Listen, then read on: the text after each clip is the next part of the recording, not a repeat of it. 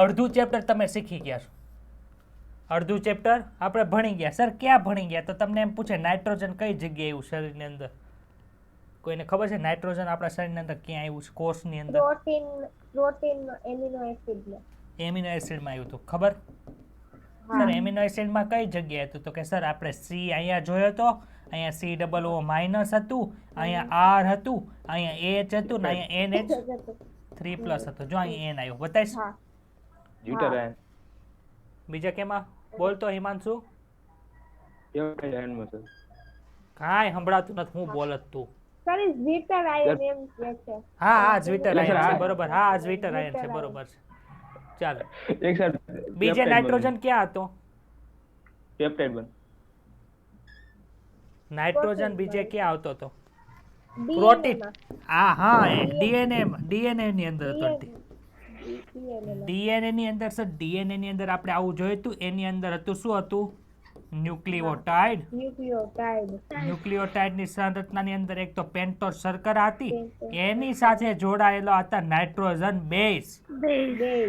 ત્યાં નાઇટ્રોજન આવી ગયો તો?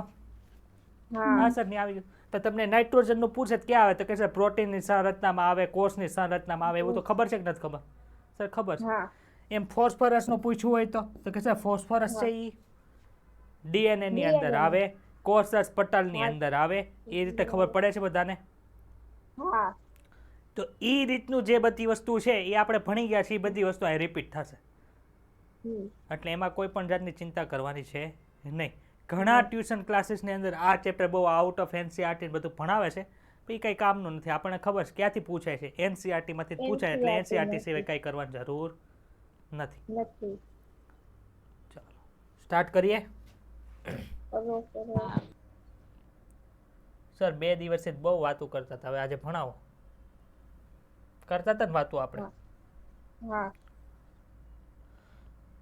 ચાલો હવે મને ઈ કયો કે આપણે વનસ્પતિને ઉગાડવી છે. શું કરવું છે? ચાલો આ વનસ્પતિ છે. આ વનસ્પતિનું મૂળતંત્ર છે. મૂળતંત્ર જો દ્વિદળીનું હોય તેને સોટીમય મૂળતંત્ર કહેવાય. ભણાતા આવું? હા સર ભણાતા. ઉપર જે આપણને જોવા મળે છે એને શું કહેવાય? તો કે સર આને પ્રરોતંત્ર કહેવાય. પ્રરોતંત્રની અંદર શેનો શેનો સમાવેશ થાય? સર ત્યાં તો ગાંઠ હોય, ગાંઠમાંથી પર્ણનો વિકાસ થાય, અથવા તો શાખા પણ એની બાજુમાં જે કક્ષકલિકા હોય ત્યાંથી આવે, તે શાખા ઉગી શકે. તો સર મારે આ રીતે વનસ્પતિ ઉગાડવી છે. જે છોડ છે, નાની નાની વનસ્પતિ છે, તેને ઉગાડવામાં જમીનની કોઈ મહત્વની ભૂમિકા છે? હા કે ના? શું હું પાણીનું કુંડું લઉં, પાણીનું કુંડું લઉં, આ કુંડાની અંદર મેં પાણી ભરી દીધું, એની અંદર મેં અમુક વસ્તુ નાખી જે જરૂરની હતી, અને અહીંયા વનસ્પતિને મૂકું ને અહીંયા સપોર્ટ આપવા માટે પ્લેટ કે એવું કંઈ મૂકી દઉં, તો અહીંયા વનસ્પતિ ઉગે કે ન ઉગે? હા કે ના? ઉગે. ઉગે? હા સર ઉગે ને. તો સર જમીનની આમાં જરૂરિયાત શું છે? તો કે સર જમીનની જરૂરિયાત તો આમાં લાગતી નથી આપણને. જમીન શું છે? તો કે સર જમીન છે એ વનસ્પતિને આધાર આપે છે. પ્લસ બીજી વસ્તુ કે જે ખનિજ આયનો આપણે જોઈએ છે, જે પાણી જોવે છે, એના સ્થાન તરીકે, એના સંગ્રહ સ્થાન તરીકે મૂળની અંદર હોય. આથી શું થાય? ત્યાંથી શોષીને જે જગ્યાએ પહોંચાડવું હોય ત્યાં પહોંચાડી દે. તો સર જમીનને હું રિપ્લેસ કરીને આ રીતે કરું, તે આ જે વિધિ ક્રિયાવિધિ કહેવાય છે એને શું કહેવાય છે? તો કે સર આને હાઇડ્રો. હાઇડ્રો એટલે શું થાય? પાણી થાય. હાઇડ્રોફોનિક્સ તરીકે ઓળખવામાં આવે છે. ખબર પડી? કોઈ આપી હતી? તો કે સર જુલિયન હોર્નસેટ નામના વૈજ્ઞાનિક દ્વારા આપી હતી. એ બધી અહીં લખેલી છે. આની અંદર જે બધા તત્વો છે, માનો કે આપણી અંદર વિટામિન B12 ન હોય તો શું થાય? તો કે સર આપણા શરીરની અંદર વિટામિન B12 ન હોય તો સ્નાયુમાં દુખાવો થાય, ગોઠણ દુખવા મળે, પછી RBC નું પ્રમાણ ઘટી જાય. RBC નું પ્રમાણ કેટલું હોવું જોઈએ કોને ખબર છે? ચેપ્ટર નંબર 18 આપણે ભણી ગયા છે. 5.5 મિલિયન પ્રતિ ઘન મિલિયન. હા એટલું હોય નોર્મલી, પણ એની કરતાં ઘટી ગયું હોય તેનો એક વસ્તુ તો હોઈ શકે કે એમાં વિટામિન B12 ની શું હશે? ખામી હશે. ખબર પડી? તો વિટામિન B12 ઓછું હતું એને સામે RBC ના કાઉન્ટ ઘટ્યા, પ્લસ સ્નાયુમાં દુખાવો થવા માંડ્યો. એટલે કોઈ પણ વસ્તુની ખામી હોય એને લીધે શું થાય? કંઈક વસ્તુ આપણે કંઈક લક્ષણ બતાય. એવી રીતે માનો કે વનસ્પતિને નાઇટ્રોજન નથી મળતો તો શું થાય, પોટેશિયમ નથી મળતું તો શું થાય, નાઇટ્રોજન નથી મળતું તો શું થાય. એ બધા જે લક્ષણો છે આપણે આની અંદર ભણવાના છે. તો એ લક્ષણો કેના આધારે આપણને ખબર પડે કે આપણને વનસ્પતિમાં એવું શું દેખાણું કે આપણને એમ ખબર પડે આમાં નાઇટ્રોજનની ખામી છે. એ વસ્તુ આપણે ચર્ચા કરવાના છીએ. સર બીજું શું ભણવાના છે, તો નાઇટ્રોજન ચક્ર. નાઇટ્રોજન છે આપણને ખબર છે ક્યાં હોય, હવામાં હોય. સૌથી વધારે પ્રમાણની અંદર જે તત્વો આપણને જોવા મળે છે એ નાઇટ્રોજન જોવા મળે છે, N2. ભણ્યા હતા ને આવું નાના ધોરણની અંદર? હા સર, અમે ભણ્યા હતા. હા. તો ઈ ત્યાંથી નાઇટ્રોજન છે એ જમીનની અંદર કઈ રીતે સ્થાપન થાય, એ સ્થાપન થયેલો જે નાઇટ્રોજન છે એ વનસ્પતિમાં કયા સ્વરૂપે જાય, અને ત્યાંથી એનું એમિનો એસિડની અંદર કઈ રીતે રૂપાંતરણ થાય, એ બધું આપણે આમાં ચર્ચા કરવાની છે. છેલ્લો પાઠ છે નાઇટ્રોજન ચક્ર છે, છેલ્લો પાઠ છે. બીજા કાર્બન ચક્ર, ફોસ્ફરસ ચક્ર ને એવું બધું આવશે, એ આપણે 12મા ધોરણની અંદર ભણશું, ઇકોલોજીની અંદર. અહીંયા એક ચક્ર એ આવશે. તો એટલી વસ્તુ છે, બીજું કંઈ નવું આમાંથી ભણવાનું નથી. એવરેજ 2 MCQ આ ચેપ્ટરમાંથી પૂછાય. કેટલા? 2. આ વર્ષે નીટ 2021માં 1 MCQ છે ને, છેલ્લા 15 ક્વેશ્ચન હતા ને પ્લાન્ટમાં વનસ્પતિ શાસ્ત્રના છેલ્લા 15 ક્વેશ્ચન જે અલગ આપ્યા હતા ને, એમાં એક પ્રશ્ન હતો જોડકા જોડોનો. નાઇટ્રોબેક્ટર ને આ કોનું કેમાં ટ્રાન્સફર કરે, એ આપણે એક ચાર્ટ દોરશું, એની અંદર બધું આવી જશે. તો ચાલો શરૂ કરો. બધા સજીવની મૂળભૂત જરૂરિયાતો આવશ્યક રીતે એક સમાન હોય છે. કેમ ભાઈ એક સમાન? આપણે જીવવું હોય તો શું કરવું પડે? ખોરાક ખાવો પડે. સિંહને જીવવું હોય તો શું કરવું પડે? ખોરાક ખાવો પડે. ગાયને જીવવું હોય તો ખોરાક ખાવો પડે. એટલે ખોરાક છે એ સામાન્ય જરૂરિયાત છે. તેઓને તેમની વૃદ્ધિ અને વિકાસ માટે ગુરુ પોષક અણુઓ જેવા કે બાયો, મેક્રો મોલેક્યુલ જાણો છો કે નથી જાણતા? ચેપ્ટર નંબર 9 હા. મેક્રો મોલેક્યુલ્સ ભણ્યા હતા ને? હા. કોણ કોણ છે? તો કે સર કાર્બોદિત, પ્રોટીન, ચરબી, પાણી, અને બીજા જે આવે છે એ શું છે? ખનિજ તત્વોની અથવા ખનિજ ક્ષારોની જરૂરિયાત. ગુરુ પોષક અણુઓ કોણ છે સર? આ છે કાર્બોદિત, પ્રોટીન અને ચરબી. બીજું તથા પાણી લખ્યું છે, ખનિજ ક્ષારો છે એ અલગ છે, એને ગુરુ પોષક તત્વોની અંદર લઈ શકાય નહીં. સોરી, ગુરુ પોષક અણુઓ. ગુરુ પોષક તત્વો તો જે આપણે ભણશું કોને કહેવાય. ક્લિયર થયું એટલે બધાને? હા. ચાલો, આપણે ગુરુ પોષક જે અણુઓ છે, એટલે કે જેને આપણે બાયોમેક્રો મોલેક્યુલ કહેતા હતા, એમાં ચરબી નહોતી આવતી, યાદ આવે છે? હા. 8000 ડાલ્ટનથી કરતા એનો જે ઓલું હોય એનો 800 ડાલ્ટન જ હતો ખાલી. 800 ડાલ્ટન. હા, તો એ બધું આપણે ભણી ગયા. આની અંદર આપણે કોનું ચર્ચા કરવાનું સર? નાઇટ્રોજનની ચર્ચા કરશું, પોટેશિયમની, સોડિયમની, કાર્બનની, હાઇડ્રોજનની, ઓક્સિજન. તો આપણે ખબર છે કે આ બધું કેવું છે? કાર્બનિક છે કે અકાર્બનિક છે? તો કે સર આ તો બધું અકાર્બનિક છે. અકાર્બનિક પોષક તત્વોની આપણે આમાં ચર્ચા કરવાના છીએ. આ પ્રકરણ મુખ્યત્વે અકાર્બનિક વાનસ્પતિક પોષણને કેન્દ્રિત કરે છે. જો ચેપ્ટર નંબર 11 ની અંદર આપણે પાણીનું વહન ભણી ગયા હતા. બીજું કઈનું વહન ભણ્યા હતા? તો કે સર ખાવાનું જે ખોરાક બનાવે છે એનું વહન પણ આપણે ભણી ગયા હતા. બાકી કોનું હતું? તો કે સર આનું હતું તત્વો. એમાં આપણે જોયું હતું કે આ તત્વો છે પાણીની અંદર ઓગળીને જાય છે, પણ વિશેષ ડીપની અંદર આ ચેપ્ટરની અંદર આપ્યું છે,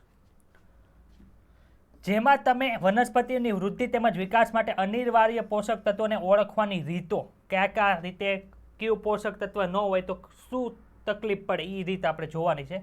અને તેમની આવશ્યકતા નિર્ધારિત કરવા માટેના જે માપદંડ છે એને આપણે જોવા. આવશ્યક માપદંડ એટલે શું? આપણને કેમ ખબર પડે કે વનસ્પતિને આની જરૂર છે કે નહીં? એના જે બધા સ્ટેપ છે, 3 સ્ટેપ, 3 થી 4 સ્ટેપ આપ્યા છે, આપણે ડિટેલની અંદર ભણવાના છીએ પાછો. બીજું, તમે આવશ્યક ખનિજ તત્વોની ભૂમિકા, તેમની ઉણપથી ઉદ્ભવતા લક્ષણો અને તેમના શોષણની ક્રિયાવિધિ વિશે પણ થોડી ચર્ચા કરવાની છે. અને છેલ્લે નાઇટ્રોજન સ્થાપનની ક્રિયાવિધિ. જૈવિક એટલે શું? સજીવોનો ઉપયોગ થઈને જે નાઇટ્રોજનનું સ્થાપન થાય છે એને આપણને યાદ છે ચેપ્ટર નંબર 2 ની અંદર આપણે ભણ્યા હતા, કંઈક ભણ્યા હતા ખબર? અમુક બેક્ટેરિયા હતા, રસાયણ સંશ્લેષી, યાદ આવે છે? એમાં નાઇટ્રોજન આવતું હતું. એ બધું અને તેની અગત્યતા વિશે માહિતી મેળવવાની છે. તો આમાંથી કાંઈ પ્રશ્ન પૂછાયો છે ને, એટલે પહેલા પેરેગ્રાફ પર ચોકડી મારી દેવાની, કંઈ કામનું નથી. આગળ, વનસ્પતિઓમાં ખનિજ તત્વોની આવશ્યકતાની અભ્યાસની પદ્ધતિઓ, એટલે કે આપણને કેમ ખબર પડે કે વનસ્પતિને શું જોવે છે? જુલિયન વોન સેચ નામના વૈજ્ઞાનિકે કઈ સાલ આપી છે ભાઈ? 1860. આની પહેલા તમે ચેપ્ટર નંબર 2 ની અંદર કેટલીક સાલો ભણી ગયા હતા. એમાં 1969 થી શરૂઆત કરી હતી. પછી પાછળ ક્યાં આવી હતી સાલ? તો કે સર વાયરસ વાળો જે ટોપિક હતો ને એમાં આવી હતી. પછી ત્રીજા ચેપ્ટરમાં કાંઈ નથી આવ્યું, ચોથામાં, પાંચમા, છઠ્ઠા, સાતમા, આઠમા, નવમા, આઠમા ચેપ્ટરમાં આવ્યું હતું. હા, fourth રુડોલ્ફ વાળા. ફિટ્સો વાળું હતું. પછી કેમિલો ગોલ્કીએ ક્યારે ઓલું કર્યું હતું હા, 18. ઈ બધી આવી હતી. એટલે બીજા પછી ચેપ્ટરમાં સાલ હતી, મોડલમાં બધું. આઠમા ચેપ્ટરમાં હતી, નવમામાં હતી નહોતી, હા. 10મામાં નહોતી, 11મામાં નહોતી, 12મામાં આવી જો સાલ. હા, 1860માં જુલિયન ઓનસેટ નામના વૈજ્ઞાનિકે કોણ હતા ભાઈ? વનસ્પતિ ઉપર પ્રયોગ કર્યો એટલે વનસ્પતિ શાસ્ત્રી હોય. પણ ક્યાંના હતા એ યાદ રાખજો ભાઈ, જર્મનીના હતા. ક્યાંના?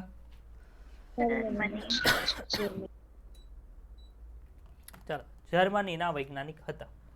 એઓએ સૌ પ્રથમ એવું દર્શાવ્યું કે વનસ્પતિઓને ભૂમિ કે જમીનની ગેરહાજરીમાં, આપણે કહ્યું હતું ને હમણાં કુંડું દોર્યું હતું, એમાં જમીન તો નહોતી, શું કર્યું હતું? પાણીને એવું રાખ્યું હતું.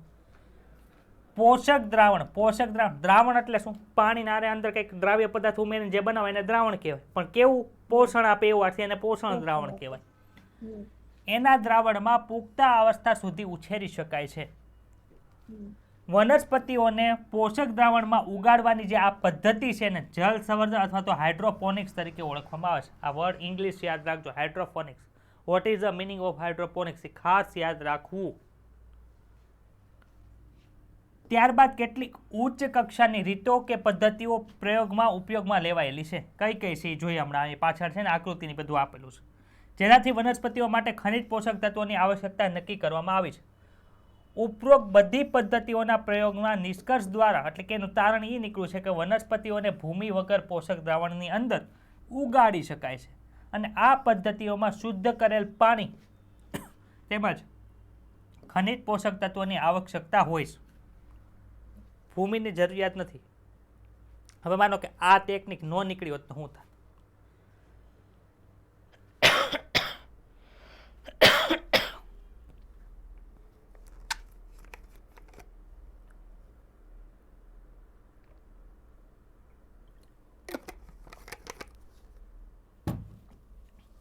ચાલો, અત્યારે આ ટેકનિકનો ઉપયોગ કઈ કઈ જગ્યાએ થાય? આ બિલ્ડિંગ છે, કેટલા માળની છે? 5 માળની બિલ્ડિંગ છે, મોટી બિલ્ડિંગ છે. એમાં શું કરે છે ખબર છે? અત્યારે એક ટેબલ બહુ મોટું રાખ્યું હોય, એમાં અમુક જાળી જેવી રચના ફિટ કરેલી હોય, એની અંદર આ વનસ્પતિ છે ને એને ઉગાડેલી હોય જાળીની અંદર. અને નીચેથી છે ને ફુવારો, અમુક ટાઈમે છે એ ફુવારો શરૂ થાય એટલે શું થાય કે મૂળ પાસે પાણી પોગી જાય. એટલે કેટલી જગ્યાએ થાય? જો આની જગ્યાએ ખેતર હોત, ખેતર, તો જે નીચેનો જે ક્ષેત્રફળ હોય ને એટલામાં જ તે ખેતર થાય, ખેતી થાય, સોરી. તો આમાં કેટલી જગ્યાએ થાય? જો એની કરતાં 5 ગણું ઉત્પાદન થાય કે નહીં? 1, 2, 3, 4, 5 ગણી જમીન થઈ ગઈ કે ન થઈ ગઈ? તો આ બધી જગ્યાએ આ હાઇડ્રોફોનિક્સનો ઉપયોગ કરવામાં આવે છે.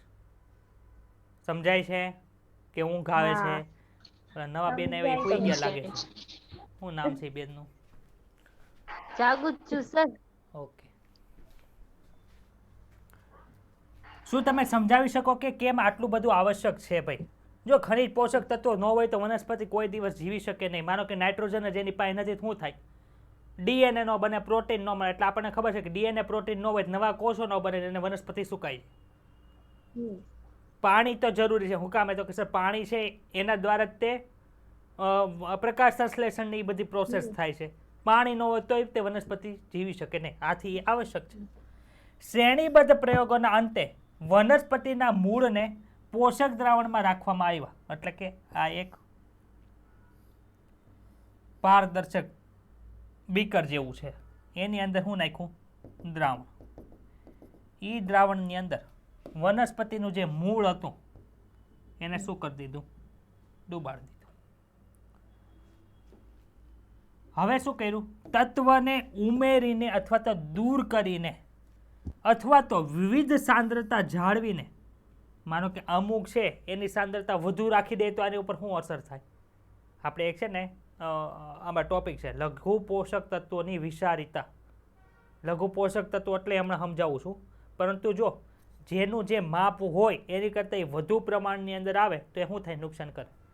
આપણે ભણી ગયા કે આપણા રુધિરની અંદર ગ્લુકોઝની સાંદ્રતા સ્પેસિફિક હોય છે, એની કરતાં વધી જાય તો ડાયાબિટીસ કહેવાય. ખબર છે ને? હા કઈ ડાયાબિટીસ કહેવાય, ઇન્સિપિડસ કે મેલાઇટસ? મેલાઇટસ. મેલાઇટસ કહેવાય. મેલાઇટસ તો એવી જ રીતે જમીનની અંદર જે લઘુ પોષક તત્વો છે એ ચોક્કસ પ્રમાણની અંદર જોવે, એની કરતાં વધી જાય તો એની આડઅસર વનસ્પતિ ઉપર થાય, વનસ્પતિ આમનામ બળી જાય. તો એ આપણે આમાં થોડીક ચર્ચા કરીશું. એટલે વિવિધ સાંદ્રતા જાળવી, ઓછી સાંદ્રતા હોય તો શું થાય, વનસ્પતિ શું તફાવત પડે, અમુક વધુ સાંદ્રતા હોય તો વનસ્પતિને શું થાય, એ બધું આપણે ચર્ચા કરી હતી. અને વનસ્પતિના વૃદ્ધિ માટે યોગ્ય એવું પોષણ દ્રાવણ છે એ પ્રાપ્ત થાય. આમ તો ડાયરેક્ટ ન ખબર પડી જાય વનસ્પતિને શું કરવું, તો અમુક દ્રાવણ છે ને એની અંદર એટલું નાઇટ્રોજનનું પ્રમાણ રાખ્યું, એટલું આ રાખ્યું, એટલું આ રાખ્યું, પોટેશિયમનું પ્રમાણ રાખ્યું, એનાથી શું ફરક પડ્યો. બીજું દ્રાવણ લીધું, એમાં નાઇટ્રોજન સાંદ્રતા વધારી, પોટેશિયમની સાંદ્રતા ઘટાડી, એનાથી શું ફરક પડ્યો કે એની અંદર વનસ્પતિ સારી ઉગી. એમ ઘણા બધા પ્રયોગો કર્યા ને ત્યારે ખબર પડી કે આ દ્રાવણ એટલું માપ હોય બધા પોષક દ્રવ્યો તો શું થાય, વનસ્પતિ ઉગે, બાકી વનસ્પતિ ઉગી શકતી નથી. ખબર પડે છે કે નથી ખબર પડતી? આપણે વેક્સિન આપી, અત્યારે વેક્સિન આપી, ખબર છે ને બધાને? પણ ગઈ વખતે ગઈ ફેબ્રુઆરી 2021 ની અંદર વેક્સિન કોઈને નહોતી આપી, ત્યારે બધા ટ્રાયલ હાલતા હતા. હું કામ ટ્રાયલ હાલતા હતા?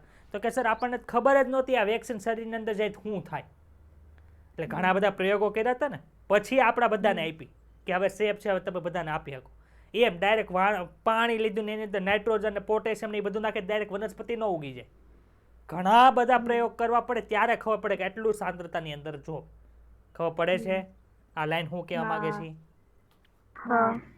આ રીતે દ્વારા આવશ્યક ખનિજ તત્વોની ઓળખ થાય છે અને તેઓની ઉણપના કારણે ઉદ્ભવતા લક્ષણોનું સંશોધન થયું. જળ સંવર્ધનની તકનીક દ્વારા કઈ કઈ વનસ્પતિ ઉગાડેલી છે, તો કે ટામેટા, બીજ વિહીન કાકડી અને સલાડ. સલાડ એટલે શું થાય, કચુંબર માટે વપરાતી શાકભાજી હોય એને. લેટ્યુસ શબ્દ યાદ રાખો, લેટ્યુસ ખાસ યાદ રાખજો. ને વ્યાપારિક ઉત્પાદનના હેતુથી સફળતાપૂર્વક છે ઉગાડી શકાય છે. એટલે કે મેં તમને ઓલું કીધું હતું ને, પહેલો માળ, બીજો માળ, ત્રીજો માળ, ચોથો માળ, એવી રીતે આ બધું ઉત્પાદન તે થાય છે. એ ધ્યાનમાં રાખવા યોગ્ય છે કે વનસ્પતિની ઇષ્ટતમ વૃદ્ધિ માટે પોષક દ્રાવણને પ્રચુર વાયુમય માધ્યમમાં રાખવામાં આવે છે. પ્રચુર વાયુમય માધ્યમ એટલે બોલો. હવે આપણને ખબર છે ભાઈ કે સર અહીંયા ખેતર છે, ખેતરની અંદર વનસ્પતિ ઉગેલી છે, બાજુમાં કેનાલ જાય છે, કેનાલની અંદર ગાબડું પડી ગયું તો અહીંયા પાણી ભરાઈ ગયું, આથી ખેડૂતોને નુકસાન થયું ને વળતર માટે માંગ કરી. આવું સાંભળ્યું છે તમે? કે નર્મદા કેનાલની અંદર ગાબડું પડ્યું, બાજુના ખેતર પાણી ભરાઈ ગયા, પાકનો નાશ થયો. ભાઈ શું કામ નાશ થયો? તો કે સર પાણી ભરાઈ ગયું, મૂળને હવા ન મળી, આથી શું થાય, વનસ્પતિ સુકાઈ જાય. તો સર અહીંયા તો આપણે પાણીની અંદર જ રાખીએ છીએ, તો વનસ્પતિ શું કામ નહીં સુકાય? કંઈક તેને હવા પોગાડવી પડે ને. તો જો અહીંયા છે હવા પ્રસારિત કરતી નળી, અહીંથી ફૂંક મારવાની એટલે શું થાય, હવા અહીંથી અંદર જાય. ખબર પડે છે? એટલે મૂળને ઓક્સિજન પણ મળતું રહે. એટલે જો અહીં લખ્યું છે ઇષ્ટતમ વૃદ્ધિ માટે પોષક દ્રાવણને પ્રચુર વાયુમય માધ્યમમાં રાખવામાં આવે છે. જો દ્રાવણમાં હવાનું પ્રમાણ ઓછું હોય તો શું થાય ખબર છે? હા સર ખબર છે ને. શું થાય? વનસ્પતિ સુકાઈ જાય.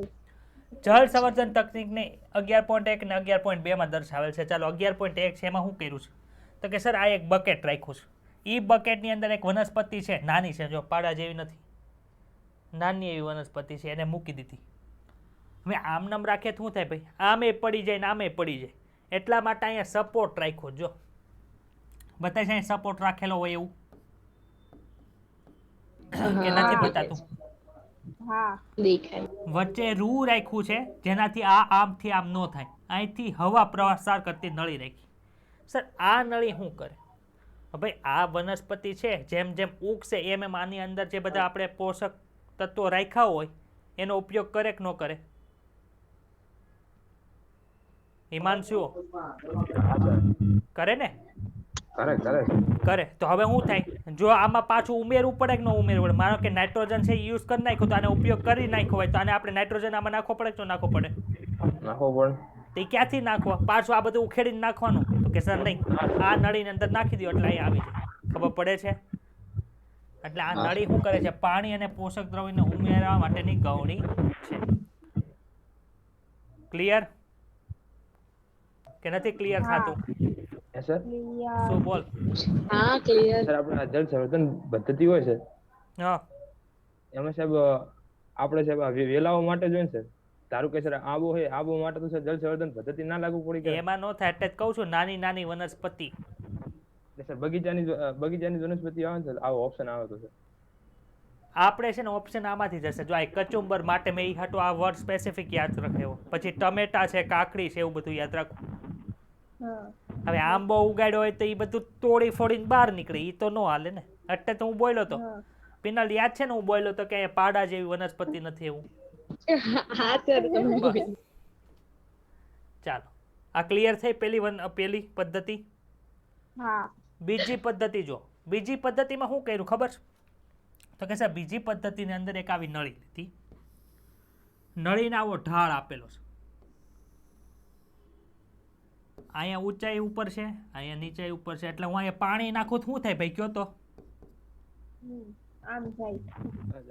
અહીંયા પાણી નાખે એટલે સીધું આમ જાય કે ન જાય? હા સર, અહીંયા પાણી જાય ને આમ. અહીંયા મેં એક ટાંકો બનાવેલો. શું કર્યો છે? ટાંકો. એટલે બધું પાણી ક્યાં આવી ગયું? અહીંયા આવી ગયું. સર અહીંયા એક મેં મોટર મૂકી છે. શું છે અહીંયા? મોટર. આ મોટરનું કામ શું? મોટર છે ને અહીંથી પાણી ઉપાડી અને એ પાણીને ઉપર. અહીંયા નાખશે. સમજાઈ ગયું?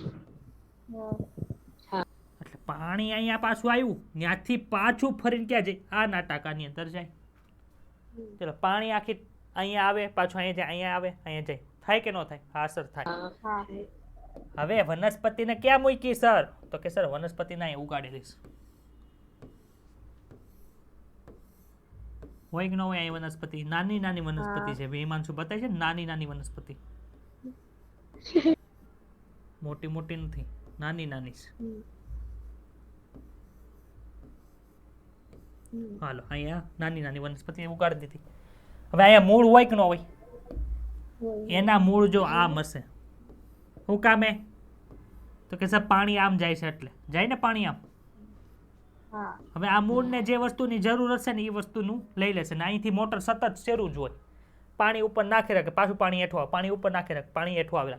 ને અહીંયા જે દ્રાવણ હોય એનું સતત શું થતું જાય? તો કે અહીંયા જે દ્રાવણ મૂકેલું છે ને એની સતત પીએચ ને એ બધું માપતા રહે. જે વસ્તુ ઘટે એ પાછી ઉમેરી દે. તો આમાં વનસ્પતિને હવાઈ મળે છે અને પાણી મળે છે. સમજાણી આ પદ્ધતિ? હા જો અહીંયા દેખો. જો ભાઈ અહીંયા પોષક દ્રાવણનો ઢગલો છે, એટલે કે ટાંકો છે. એમાં પંપ એટલે કે આપણે પાણીની જે મોટર હોય ઈ પંપ જો પાણીને અહીંયા નાખ્યું, બતાણું.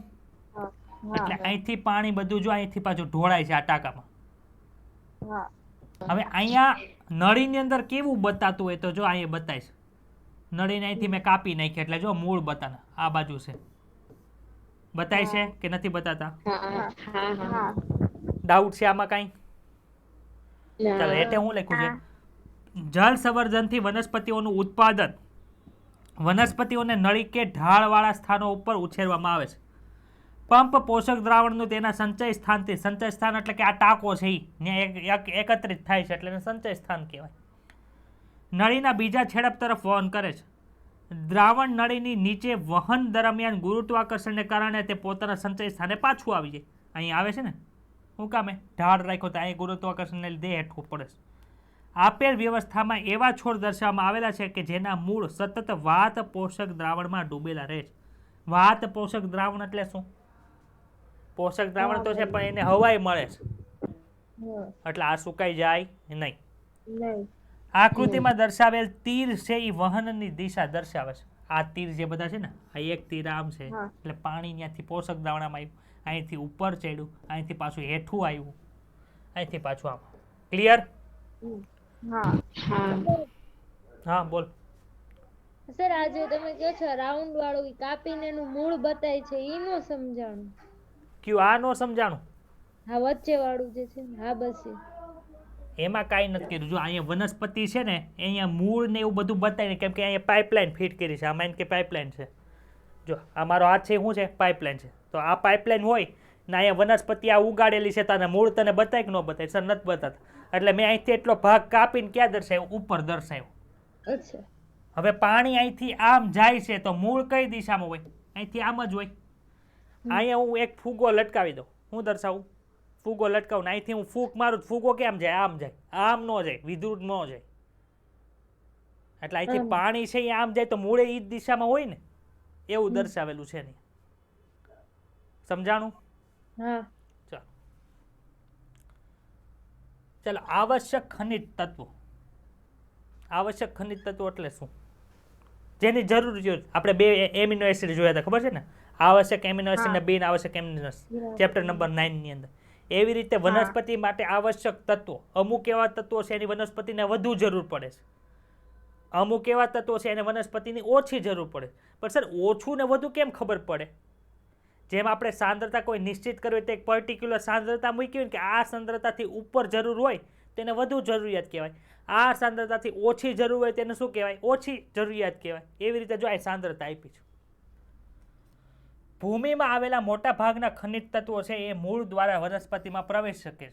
હકીકતમાં સંશોધિત થયેલા 105 તત્વોમાંથી, અહીં 105 તત્વો લખ્યા. અત્યારે કેટલા તત્વો તમે કેમિસ્ટ્રી ભણો છો?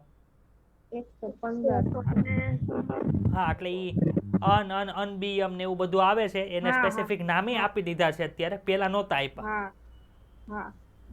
ચાલો, અહીંયા સંશોધિત થયેલા 105 તત્વો પૈકીના 60 કરતાં વધુ તત્વો વનસ્પતિમાં જોવા મળ્યા. ભાઈ કેવી રીતે જોવા મળે? તો કે સર જે ભાગમાંથી જોવા હોય ને એ ભાગને કાપી નાખવાનો, એને શું કરી નાખવાનો? બાળી નાખવાનો. બાળી નાખો એટલે ખબર તમને? તમે કદાચ કોરોનાની અંદર સ્કૂલે ગયા હોય તો ખબર હોય કે પ્રયોગશાળાની અંદર આ તત્વની કસોટી કરો, આ તત્વની કસોટી કરો. હવે તમે કાપો ને જો પીળા રંગની જ્યોત નીકળે તો એનો મતલબ એમ થયો કે અહીંયા સોડિયમ હશે. ખબર પડી? એવી રીતે અલગ અલગ તત્વોનું પૃથ્થકરણ કર્યું ને ત્યારે ખબર પડી કે વનસ્પતિમાં 60 કરતાં વધુ તત્વો આપણને જોવા મળે છે. કેટલીક વનસ્પતિઓની જાતિઓ સેલેનિયમ નામના તત્વોનો પણ સંગ્રહ કરે છે, જ્યારે અમુક વનસ્પતિઓ સોનાને પણ સંગ્રહ કરે. તો આવી વનસ્પતિ ન લઈ આવે જે સોનાને સંગ્રહ કરતી હોય એને કાપીને સોનું કાઢી લેવાનું. પણ ત્યાં સોનું આપણને મળે નહીં. શું કામે? સર એટમ હોય. એટમ એટલે કે અણુ હોય. અણુ દેખાય તમને સોનાનો? આપણે માનો કે 1 ગ્રામ સોનું લીધું હોય ને તેમાં કેટલા બધા અણુઓ હોય ખબર છે ને? અણુની ગણતરી કરતા આવડે છે ને? બધા નથી આવડતી. 1 મોલ અણુ એટલે 6.022 10⁻23 અણુ હોય. તો તમારી પાસે જેટલો વજન હોય ને એને કાઉન્ટ કરી નાખવાનું, કેટલા મોલ અણુ, કેટલા મોલ છે એના સોનાના. એના આધાર ઉપર તમને ખબર પડે કે તમારી પાસે જે સોનાનો કટકો છે ને એની અંદર સોનાના કેટલા અણુ હશે. 10-12 અણુ ભેગા થયા હોય તે સોનું કઈ તમને બતાય નહીં, એટલે કઈ કામનું નહીં આપણે. હવે ન્યુક્લિયર પરીક્ષણ થતું હોય એટલે કે જે જગ્યાએ બધી ખબર છે શું કહેવાય, ન્યુક્લિયર એક્ટિવિટી થતી હોય, તો ન્યા જે વનસ્પતિ ઉગેલી હોય ને એનું તમે પરીક્ષણ કરો તો તમને એ જોવા મળે કે ન્યા છે ને રેડિયો એક્ટિવ તત્વો જેવા કે સ્ટ્રોન્શિયમ કે એ બધા છે એ પણ તમને ત્યાં જોવા મળે. જો અહીં લખ્યું છે ન્યુક્લિયર પરીક્ષણ સ્થળોની જે નજીકમાં ઉગતી વનસ્પતિ છે એ રેડિયો એક્ટિવ તત્વો સ્ટ્રોન્શિયમ પણ મેળવી શકે, એટલે કે જે જમીનમાં આવ્યું એ બધું લઈ લે. વનસ્પતિમાં ખનિજ તત્વનું ન્યૂનતમ સંકેન્દ્રણ એટલે કે ઓછામાં ઓછી સાંદ્રતા કેટલી છે? તો કે 10⁻⁸ ગ્રામ પ્રતિ મિલીલીટર હોય ને તો પણ એને આપણે ગોતી શકીએ એટલી આપણી ટેકનોલોજી એડવાન્સ છે એમ કહીશ. એટલે કે શું કહે છે? 10⁻⁸ ગ્રામ પર મિલીલીટર એટલે 1ની નીચે 1ની પાછળ 8 મીંડા હોય એટલે તમને કેટલું થયું? 0.000000001 ગ્રામ પ્રતિ મિલીલીટર હોય ને તોય તમે ગોતી શકો એટલી એડવાન્સ ટેકનોલોજી આપણી પાસે છે અત્યારે એમ કહે છે.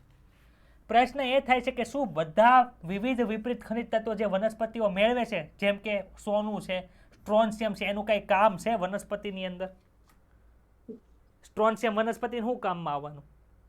કે સર એનું કઈ કામ નથી. સોનું વનસ્પતિ શું કામમાં? કઈ કામમાં? એ તો શું આવે કે સકેન્દ્રણ ઢાળ મળ્યો નહીં એટલે વનસ્પતિની અંદર ગળી જાય, બાકી કઈ કામનું નથી. આપણે તે કેવી રીતે નિર્ધારિત કરીએ કે વનસ્પતિઓ માટે આવશ્યક છે કે નહીં? ભાઈ મને કેમ ખબર પડી કે વનસ્પતિ માટે જરૂરી છે કે નહીં? માનો કાર્બન કાઢી નાખીએ તો વનસ્પતિ જીવે? નહીં. ન જીવે. ચાલ એક વસ્તુ ખબર પડી. માનો કાર્બન છે એની જગ્યાએ હું નાઇટ્રોજન નાખી દઉં તો જીવે? ના ન જીવે. એટલે શું થયું કે વનસ્પતિ પાસે એવા જે તત્વો છે કે જેની વગર વનસ્પતિનું જીવન શક્ય નથી. એ પહેલો પોઈન્ટ થયો. બીજો પોઈન્ટ કયો થયો? બીજા કોઈ તત્વ છે એ પેલા તત્વનું કાર્ય કરી શકતા નથી. માનો કાર્બન છે, કાર્બન કાઢી નાખે તો વનસ્પતિ જીવે નહીં, મરી જાય. કાર્બન જગ્યાએ નાઇટ્રોજન આવી જાય તો પણ વનસ્પતિ ન જીવે. એટલે શું થયું? કાર્બનનું કામ નાઇટ્રોજન કરી શકતો નથી. સમજાય છે? તો એવી બધી કન્ડિશન જો અહીંયા આપીશ. પહેલી કન્ડિશન કઈ છે તો કે તત્વ વનસ્પતિની સામાન્ય વૃદ્ધિ અને પ્રજનનના હેતુ માટે તદ્દન આવશ્યક હોવું જોઈએ. વૃદ્ધિ અને પ્રજનનના હેતુ માટે સર ફોસ્ફરસ છે અગત્યનો? તો કે હા છે ને. આપણને ખબર છે કોષ વિભાજન થાય એટલે શું થાય, એની વૃદ્ધિ થાય કે ન થાય? તો આમાં ફોસ્ફરસની જરૂર પડે. હા સર જરૂર પડે ને. કઈ જગ્યાએ જરૂર પડે? ભાઈ આ કોષ છે એનો કોષરસ પટલમાં ફોસ્ફોલિપિડ હતું તો આના 2 કોષ બનશે તો ફોસ્ફોલિપિડની જરૂર પડશે. તો જોવે ને તો ફોસ્ફરસ જો ડીએનએ બનાવો નાઇટ્રોજન જરૂર પડે ને. કાર્બનની જરૂર પડે ને. તો આ ખબર પડી લાઈન વનસ્પતિની સામાન્ય વૃદ્ધિ અને પ્રજનનના હેતુ માટે આવશ્યક હોવું જોઈએ. હવે સ્ટ્રોન્શિયમ હોય કે ન હોય એ તો જીવવાનું છે, આ કાર્ય થવાનું છે. એટલે સ્ટ્રોન્શિયમ છે ઓરમ. આ એયુ એટલે શું થાય ખબર છે? એ જો એયુ લખ્યું હતું. એયુ એટલે શું થાય? ઓરમ થાય. ઓરમ એનું સાયન્ટિફિક નામ છે. કોનું? ગોલ્ડનું.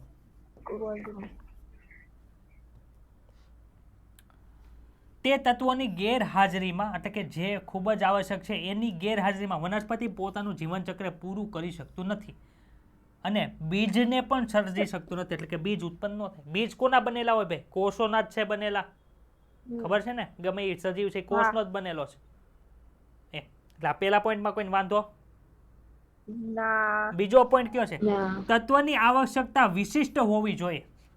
તેને કોઈ અન્ય તત્વ દ્વારા પ્રસ્થાપિત કરી શકાય નહીં. તમને કેમેસ્ટ્રી કોણ ભણાવે છે? ચિરાગ સર વયા ગયા તો હું કેમેસ્ટ્રી ન ભણાવી શકું.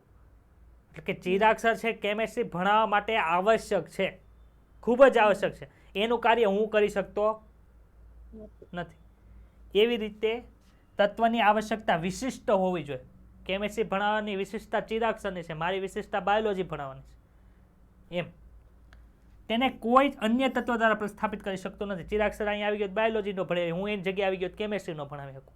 એમ બીજા શબ્દોમાં કહીએ તો કોઈ એક તત્વની ઉણપ કોઈ અન્ય તત્વ દ્વારા દૂર કરી શકાતી નથી. કાર્બન જગ્યાએ નાઇટ્રોજન નાખી દો તો પણ જીવી શકે નહીં.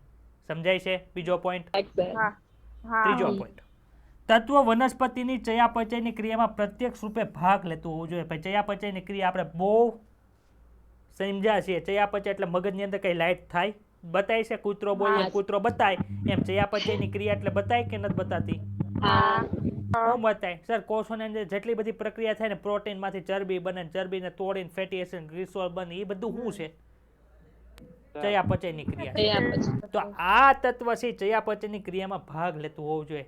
આપણે ખબર છે ને ઉત્સેચકોની ક્રિયામાં અમુક છે ઉત્સેચકો માટે આવશ્યક હતા. એ ન હોય તો એ ઉત્સેચક કામ ન કરે. એ ઉત્સેચક કામ ન કરે તેની જે પ્રોડક્ટ હોય એમાંથી નીપજ ન બને. ભણ્યા હતા? તેવી રીતે જે આ 3 કન્ડિશન ફોલો કરે એને શું કહેવાય? આવશ્યક તત્વ કહેવાય. શું કહેવાય? આવશ્યક તત્વ. ને જે આ 3 કન્ડિશનને ફોલો ન કરતા હોય એને શું કહેવાય? અનાવશ્યક તત્વ. તો મને તમે કહો ગોલ્ડ સ્ટ્રોન્શિયમ છે એનું કઈ કામનું છે? આવશ્યક છે કે અનાવશ્યક છે? તો કે સર એ અનાવશ્યક છે, આવશ્યક નથી. આવશ્યક તત્વના ઉદાહરણ આપો sir. Carbon, hydrogen, oxygen, potassium, nitrogen વગેરે. ખબર પડી? હવે જે આવશ્યક છે ને એમાં 2 વસ્તુ થઈ ગઈ. અમુક છે એ વધુ પ્રમાણમાં જોવે, અમુક છે એ ઓછા પ્રમાણમાં જોવે. ભાઈ પ્રમાણ કેટલું હોવું જોઈએ? જો અહીં લખ્યું છે ઉપરોક્ત માપદંડોને આધારે એટલે કે 3 કન્ડિશનને આધારે માત્ર કેટલાક જ ખનિજ તત્વો એ વનસ્પતિની વૃદ્ધિ તેમજ ચયાપચય માટે ચોક્કસપણે આવશ્યક છે તેવું જોવા મળ્યું. આ તત્વોને તેમના જથ્થાને આધારે 2 જૂથમાં વહેંચવામાં આવ્યા. એક છે ગુરુ પોષક તત્વ અને બીજું છે લઘુ પોષક તત્વ. ગુરુ પોષક તત્વ અને બીજું છે લઘુ પોષક તત્વ. આપણે ચેપ્ટર 9 ની અંદર ભણ્યા હતા ને એ 2 વસ્તુ અલગ અલગ છે. ત્યાં શું ભણ્યા હતા? Bio macro molecule. એનું ગુજરાતી કોને ખબર છે? બોલો તો. બૃહદ જૈવ અણુ જૈવ અણુ દાણુ અહીંયા શું છે હા બૃહદ પોષક તત્વો તત્વો સૂક્ષ્મ પોષક તત્વો તત્વ એટલે કે એક આવે તત્વ મિશ્રણ ને સંયોજન એવું ભણ્યા ને ચેપ્ટર નંબર 1 કેમેસ્ટ્રીનું રસાયણ વિજ્ઞાનની પાયાની સંકલ્પનાઓ જે ભણ્યા હોય એને ખબર હશે તત્વ મિશ્રણ અને સંયોજન અલગ અલગ હોય તત્વમાં પર્ટિક્યુલર એક જ આવે સોડિયમ હોય તો બધા અણુ સોડિયમ ના જ હોય પોટેશિયમ હોય તો બધા પોટેશિયમ ના હોય ત્યાં પાછું કાર્બન ન આવી જાય એટલે અહીંયા જે વાત થાય છે એ પર્ટિક્યુલર તત્વની થાય છે અહીંયા જે વાત કરતા હતી એ બધું કાર્બન ને હાઇડ્રોજન ને બધું ભેગું થઈને કાર્બોદિત ને લિપિડ ને બધું બનાવતા એની વાત થતી હતી ચાલો ગુરુ પોષક તત્વો કોને કહેવા ભાઈ ગુરુ એટલે મોટું મોટું જેની વધુ પ્રમાણમાં જરૂરિયાત હોય એને ગુરુ પોષક તત્વ કહેવાય પણ કેટલી સાંદ્રતાથી વધુ હોય તો કે સર 10 મિલીમોલ પર કેજી થી વધુ માત્રામાં જે તત્વો આવેલા હોય એને શું કહેવાય ગુરુ પોષક તત્વ કહેવાય આ ખાસ યાદ રાખજો હું લખ્યું છે અહીંયા 10 મિલીમોલ પર કેજી અહીંયા છે ને પર ગ્રામ નથી લખ્યું એટલે બધું અમુક દોડના એ હોય નીચેનામાંથી કઈ વિધાન સાચું નથી એમાં લખ્યું 10 મિલીમોલ પર કેજી ની જગ્યાએ 10 મિલીમોલ પર ગ્રામ થી વધુ આવેલા જે સંયોજનો હોય એને શું કહેવાય ગુરુ પોષક તત્વ એવું કીધું હોય તો એ વિધાન ખોટું આવે ખબર પડે છે ને હા આ બધું શીખવું હિમાંશુ ખાસ ટીક કરજે નીટમાં પૂછવાનું જ છે નીટ વાળા નહીં પૂછે તો હું પૂછવાનો છું આવતા રવિવારે પરમ દિવસે ગુરુ પોષક તત્વ સામાન્ય રીતે વનસ્પતિની પેશીઓમાં એટલે કે શુષ્ક પદાર્થ એટલે શું થયું સુકાઈ ગયેલો હોય એમાંથી એનું પાણી હોય એને બાષ્પીભવન કરી નાખ્યું હોય એ બધામાંથી એટલી માત્રા કરતાં વધુ માત્રામાં હોય તો કહેવાય તેમાં કોણ કોણ હોય તો કે સર કાર્બન છે હાઇડ્રોજન છે oxygen nitrogen phosphorus sulphur potassium calcium અને મેગ્નેશિયમ છે આમાં મેગ્નેશિયમ છે ને મેંગેનીઝ આમાં આવશે એટલે Mg અને Mn વચ્ચે કન્ફ્યુઝન ન કરવું હા હું એક હમણાં છે ને કોકની યાર વાત કરતો હતો તો મેં કીધું મેગેઝિન વાંચે છે શું કરે છે મેગેઝિન વાંચે મેગેઝિન એટલે કોમિક બુક ને એવું બધું આવે ને એને હા તો ત્યારે મારે છે ને મેગેઝિનની જગ્યાએ છે ને મેંગેનીઝ બોલાઈ ગયું જો સાયન્સમાં ભણાવે ને તો આવું થાય બધું મેં કહ્યું મેંગેનીઝ વાંચે છે ભાઈ મેંગેનીઝ એટલે હું સામે વાંચતી ન ખબર મેં કહ્યું મેંગેનીઝ નહીં મેગેઝિન એટલે આવું બધું છે આ મેગ્નેશિયમ Mg આવે આ મેંગેનીઝ છે Mn આવે એટલે બેની વચ્ચે કન્ફ્યુઝન ન કરવું ચાલો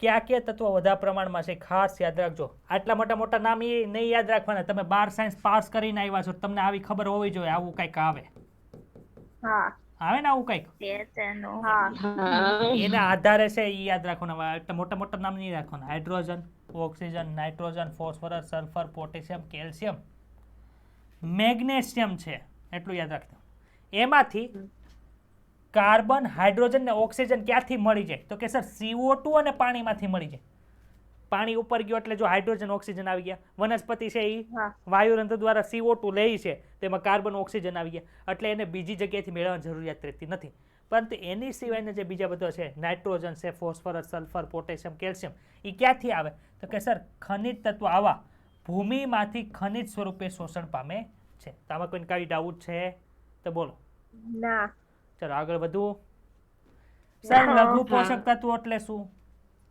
કે એવા પોષક તત્વો કે જેની સાંદ્રતા 10 મિલીમોલ પર કેજી થી ઓછી હોય આના સર ડિફરન્ટ નામ આપ્યા છે ક્યાં નામ આપ્યા જો સૂક્ષ્મ પોષક તત્વો અથવા તો લઘુ પોષક તત્વો અથવા તો લેશ તત્વો છે ને એક જ વસ્તુને હરીફરી કે બરફી કે પેંડા કે બે હરખું થાય છે પેંડા ગોળ હોય ને બરફી ચોરસ હોય એવું જ હોય બે માવાની જ બનેલી હોય સર શુદ્ધની જગ્યાએ શુષ્ક આવશે ને સર કેમાં પેલું શુદ્ધ વજન છે હા શુષ્ક વજન આવશે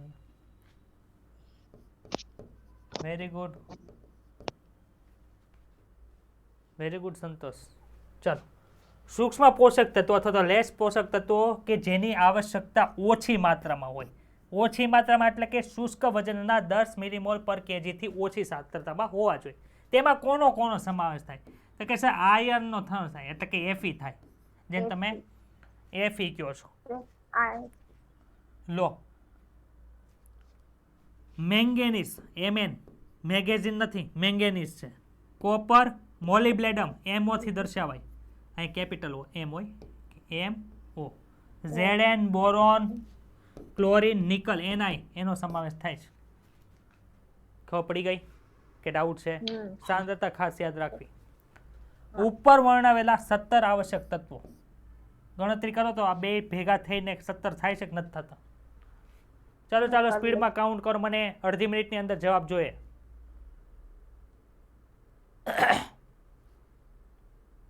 હા છે સર 17. Very good. ચાલો 17 છે તો 17 ની અંદર ક્યાં આવ્યા આવશ્યક ખનિજ તત્વ? તમને ઓપ્શન આપે, નીચેનામાંથી કયું આવશ્યક ખનિજ તત્વ નથી? બોરોન, ક્લોરીન, નિકલ ને સ્ટ્રોન્શિયમ. શું આવશે? ખબર પડી જાય ને? આ 17 છે આવશ્યક છે, બાકી બધા હોય એ બીજા જરૂરી છે પણ એટલા બધા જરૂરી નથી. આ 17 આવશ્યક ખનિજ તત્વો ઉપરાંત કેટલાક અન્ય લાભદાયક તત્વો પણ છે, જેવા કે sodium, silicon, cobalt, selenium. Selenium છે, પણ સેલેનિયમ ને સ્ટ્રોન્શિયમ ને ભેગું નહીં કરી દેતા. समझ में आ रहा है ना क्या बोल रहा हूँ? हाँ. સિલિકોન, કોબાલ્ટ, સેલેનિયમ તેઓ ઉચ્ચ કક્ષાની વનસ્પતિ માટે આવશ્યક છે. ઉચ્ચ કક્ષાની વનસ્પતિમાં કોનો સમાવેશ થાય ભાઈ? આવૃત બીજધારી, અનાવૃત બીજધારી. Very good. હા, પિનલ ને આવૃત બીજધારીમાં ફૂલ બતાય છે, ફૂલવાળા વૃક્ષો. પછી હિમાંશુ ને અનાવૃત બીજધારીમાં શંકુ બતાય છે ને શંકુ, હિમાંશુ. ચાલો, આવશ્યક ખનિજ તત્વોને તેમાં વિવિધ કાર્યોના આધારે સામાન્ય રીતે 4 જૂથમાં વહેંચવામાં આવ્યા છે. એ કાર્ય શું કરે છે એના આધારે 4 જૂથ છે. જો ખાસ યાદ રાખજો કે ક્યુ કેની અંદર આવે છે. પહેલું જે ક્યુ છે, જો રચનાત્મક તત્વો, એટલે કે જે કોષોની રચના કરે છે. બીજું ક્યુ છે તો કે સર બીજું જે છે એ રાસાયણિક સંયોજનોના ઘટક છે, એવી રીતે આપ્યું છે. બતાવી છે આવું કંઈક લખેલું છે એ? ચલો, ત્રીજું ક્યુ છે? ત્રીજું ક્યુ છે ઉત્સેચકોની સક્રિયતા અને અવરોધકતા માટે. ચોથું ક્યુ છે? બોલો તો.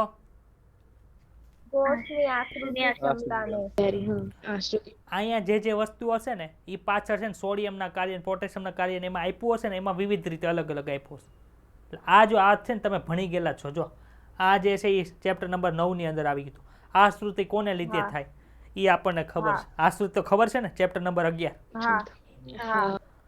પછી કોણ ઘટક તરીકે હોય, રચનાત્મક ઘટક તરીકે હોય, એ આપણે ભણી ગયા છીએ. અને રાસાયણિક સંયોજનોના ઓલામાં.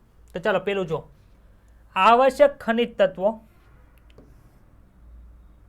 જૈવિક અણુના ઘટક તરીકે હોય છે. જૈવિક અણુ એટલે ખબર છે ને? આથી કોષોના રચનાત્મક તત્વ તરીકે ઓળખાય છે. કોણ કોણ આવે ભાઈ? કાર્બન આવે ને, કાર્બન, હાઇડ્રોજન આવે, ઓક્સિજન આવે, નાઇટ્રોજન આવે. કઈ ડાઉટ? નીચેનામાંથી કોણ જૈવિક અણુના ઘટક તરીકે હોતું નથી? કાર્બન, હાઇડ્રોજન, ઓક્સિજન અને સોડિયમ. સોડિયમ. સમજાય ને કેવી રીતે પ્રશ્ન બને આમાંથી? ચાલો બીજું, એવા આવશ્યક ખનિજ. હા, તમે જૈવિક અણુઓ એટલે શું કીધું તું? જૈવિક અણુ એટલે ચેપ્ટર નંબર 9 હાલી ગયું છે બેન. તારી પાસે રેકોર્ડિંગ હોય ને જોઈ લેજે, પછી નું સમજે મને પૂછજે. આખું ચેપ્ટર છે જૈવિક અણુનું. તે સબસ્ક્રિપ્શન લીધું છે એવું છે કે ડેમો છે? ડેમો છે. ઓકે, એટલે છે ને તે જે એમાં છે ને 9મું ચેપ્ટર હશે આખું જૈવિક અણુનું, એ પહેલા ભણી લેજે, એટલે એના આધારે તને ખબર પડી જશે. ઓકે, કેમ કે હું અત્યારે તને સમજાવવા બેસીશ ને તો આખો લેક્ચર જૈવિક અણુમાં જ પૂરો થઈ જશે. ના, એ બધા બેઠા છે જૈવિક અણુ ભણીને આવ્યા છે. તું સર ભણ્યો તો ને તું જૈવિક અણુ કે ડાફોડિયા મારતો તો? હા સર ભણ્યો તો. હા, ચાલ. એવા આવશ્યક ખનિજ તત્વો કે જે વનસ્પતિઓમાં ઉર્જા સંબંધિત રાસાયણિક સંયોજનોના ઘટકો છે. ભાઈ ઉર્જા શેનાથી બનાવતા યાદ આવે છે સર? ATP, adenosine triphosphate. તેમાં કોણ કોણ હોય? ફોસ્ફરસ આવે, અહીંયા ફોસ્ફેટ આવ્યું એટલે હરિત કણની અંદર શું થાય તો કે સર હરિત કણની અંદર છે એ હરિત દ્રવ્ય આવેલું હોય જેને ક્લોરોફિલ કહીએ છીએ આપણે. મને તમે ઈ કહો, હરિત દ્રવ્ય અને હરિત કણની અંદર શું ફરક છે? કોણ ખબર છે? What is difference between chlorophyll અને ક્લોરોપ્લાસ્ટ? ક્લોરોપ્લાસ્ટ ઓલા રંગ આપે બધા વનસ્પતિને રંગ આપવા સુરભી માટે બોલ. જવાબદાર. સર હરિતકણ એક સુરભી, અંગિકામાં સુરભી, સંતોષ નહીં, સુરભી. હરિતકણ અંગિકા છે હા, હરિત દ્રવ્ય અને એ તો પર્ણમાં રહેલું જે હરિત પર્ણની અંદર તો હરિત કણ આવેલા હોય. Cream colour. એટલે જો હરિત કણ દેખાણું, હરિત કણ બતાણું, હા, એમાં ગ્રે ના હોય ઈ બતાણી, હા, થાઇલેકોઇડ બતાણા. એ જે થાઇલેકોઇડ હોય ને એની અંદર છે ને હરિત દ્રવ્ય હોય, જેને તમે ક્લોરોફિલ એ ને ક્લોરોફિલ બી, ક્લોરોફિલ સી, ક્લોરોફિલ ડી કહેતા હતા. સમજાણું? હરિત કણનું ઇંગ્લિશ નેમ ક્લોરોપ્લાસ્ટ છે. એની અંદર જે હરિત દ્રવ્ય આવેલું હોય એને ક્લોરોફિલ કહેતા હતા. એ વિવિધ પ્રકારનું હોય, ABCD. ચેપ્ટર નંબર 3 લીલની અંદર ક્લોરોફ્લાયસી, બ્રાઉન ફાયસી અને હા રોડોફાયસી ભણી ગયા, એમાં આપણે જોયું હતું. હા હા સુરભી બતાણું હવે ક્લોરોફિલ ક્યાં હોય ઈ? ને ક્લોરોપ્લાસ્ટ એટલે હું એવી રીતે એમાં જે ક્લોરોફિલ હોય ને, ક્લોરોફિલ એની અંદર મેગ્નેશિયમ આયન એના છે ને ઘટક તરીકે હોય. એટલે કે ક્લોરોફિલ એક રસાયણ છે, રસાયણની અંદર ઘણી બધી રચના આવેલી હોય, એમાં મુખ્ય કેન્દ્ર જે મેઇન હોય એ કોણ હોય? મેગ્નેશિયમ હોય. આપણું હિમોગ્લોબિન અને જે આ ક્લોરોફિલ છે ને બેની રચના સેમ છે, પરંતુ ક્લોરોફિલની વચ્ચે મેગ્નેશિયમ હોય અને હિમોગ્લોબિનની વચ્ચે Fe એટલે કે આયન આવેલું હોય, એટલો ફરક છે. મેગ્નેશિયમની જગ્યાએ Fe મૂકી દો ને તો હિમોગ્લોબિન બની જાય, પણ હજી સુધી વૈજ્ઞાનિક એવું કરી નથી. કા તમે કોઈ જાઓ તો કરજો, જાઓ તો ડોક્ટર બનજો. ચાલો, આ ખબર પડી મેગ્નેશિયમ અને ફોસ્ફરસ કેમાં આવે છે ઈ? ચાલો આગળ. એવા ખનિજ તત્વો જે ઉત્સેચકોની સક્રિયતામાં અથવા તો અવરોધકતા માટે સંકળાયેલા છે. ભાઈ, અવરોધકતા અને સક્રિયતા માટે શું ફરક પડે? કોને યાદ છે? એક્ઝામ્પલ ચેપ્ટર નંબર 9 નું. અવરોધકતા ઓલા શક્તિને શક્તિને મેલોનેટ દ્વારા અવરોધન. મેલોનેટ ઉત્સેચ હા મેલોનેટ શક્તિ આવે છે? યાદ આવે છે કંઈક? ઈ હાજરી હોય તો ઉત્સેચક કામ કરતો બંધ થઈ જાય. કામ કર- હા આવું ક્યાં જોવા મળે ખબર છે? હા. તમે જમો ને એ પહેલા તમારે દવા પીવાની હોય, પહેલા ભૂખા પેટની દવા આવે, ખબર? હા હા હા કેપ્સ્યુલ હોય મોટા ભાગે. હા હા શું કરે ખબર?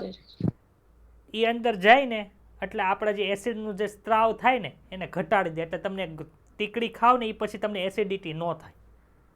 તો એ જે અંદર ગયું એ શું કરશે? અવરોધ અવરોધ કરશે. અવરોધ સર સમજાય છે? બધી સાથે લઈ લે તો કઈ હા. નહીં થાય ને, પણ શું? જેમાં પછી બધી લેતો બધી હા લઈ લેવાય. મારી જેવા જ ભૂલી જ જાય, જેમાં પહેલા જમા હા સર પીવા એવું જ થાય, મેં રોજ બે ભૂલી જ જાઉં.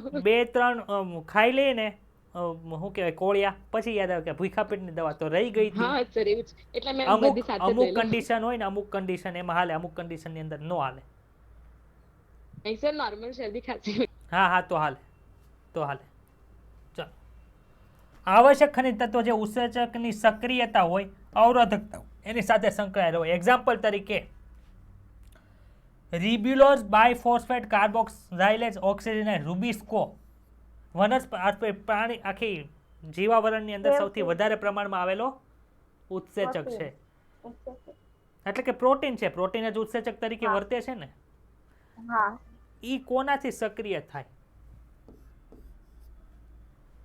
બોલો. મેગ્નેશિયમ. આવતા આની પછીના ચેપ્ટરમાં નકરે રૂબિસ્કો રૂબિસ્કો રૂબિસ્કો રૂબિસ્કો રૂબિસ્કો જ થવાનું છે, પણ ન્યાય નહીં આવે કે રૂબિસ્કો કોનેથી સક્રિય થાય. Mg+2 થી 12મા ચેપ્ટરની અંદર. બીજું કયું છે ભાઈ? ફોસ્ફોઇનોલ પાયરુવેટ કાર્બોક્સાઇલેઝ, ફોસ્ફોઇનોલ પાયરુવેટ એસિડ PEP ગ્લાયકોલિસિસમાં આવશે. આવે ને ગ્લાયકોલિસિસમાં? હા હા ઈ 14મું ચેપ્ટર છે. તો ઈ તે Mg2+ થી સક્રિય થાય, એટલે યાદ રાખી લેવાનું. 13મું ચેપ્ટર ને 14મું ચેપ્ટર સમજવું હોય, 12મું ચેપ્ટર આવડવું જોઈએ એ ટૂંકમાં. એટલે કે ટ્રીક છે કે રૂબિસ્કો અને ફોસ્ફોઇનોલ પાયરુવેટ એસિડનું જે સક્રિય કરવું હોય, ફોસ્ફોઇનોલ પાયરુવેટ કાર્બોક્સાઇલેટ્સને સક્રિય કરો તો કોની જરૂર પડે? Mg2+ ની જરૂર પડે. મેગ્નેશિયમની નહીં, મેગ્નેશિયમ આયનની જરૂર પડે. હા મેગ્નેશિયમ હોય એમાંથી 2 ઇલેક્ટ્રોન ઉડી જાય તો મેગ્નેશિયમ આયન બને એટલે Mg2+ બને. એટલે આપણે Mg2+ ની જરૂર છે, Mg ની જરૂર નથી. હા ચાલો, આ બંને ઉત્સેચકો પ્રકાશ સંશ્લેષણમાં કાર્બન સ્થાપન માટે અતિ મહત્વપૂર્ણ છે. ફોસ્ફોઇનોલ પાયરુવેટ કાર્બોક્સાઇલેસ છે. ભાઈ જો એક વસ્તુ કહું તમને,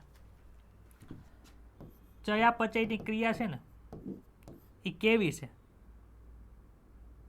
સીધી દિશાની અંદર થાય, ઉલટી દિશાની અંદર થાય. કઈ રીતે? જો તમે 13મા ચેપ્ટરમાં શું ભણો છો? કાર્બનને ભેગા કરી, કાર્બન ક્યાંથી આવ્યા? તો કે સર CO2 માંથી આવ્યા.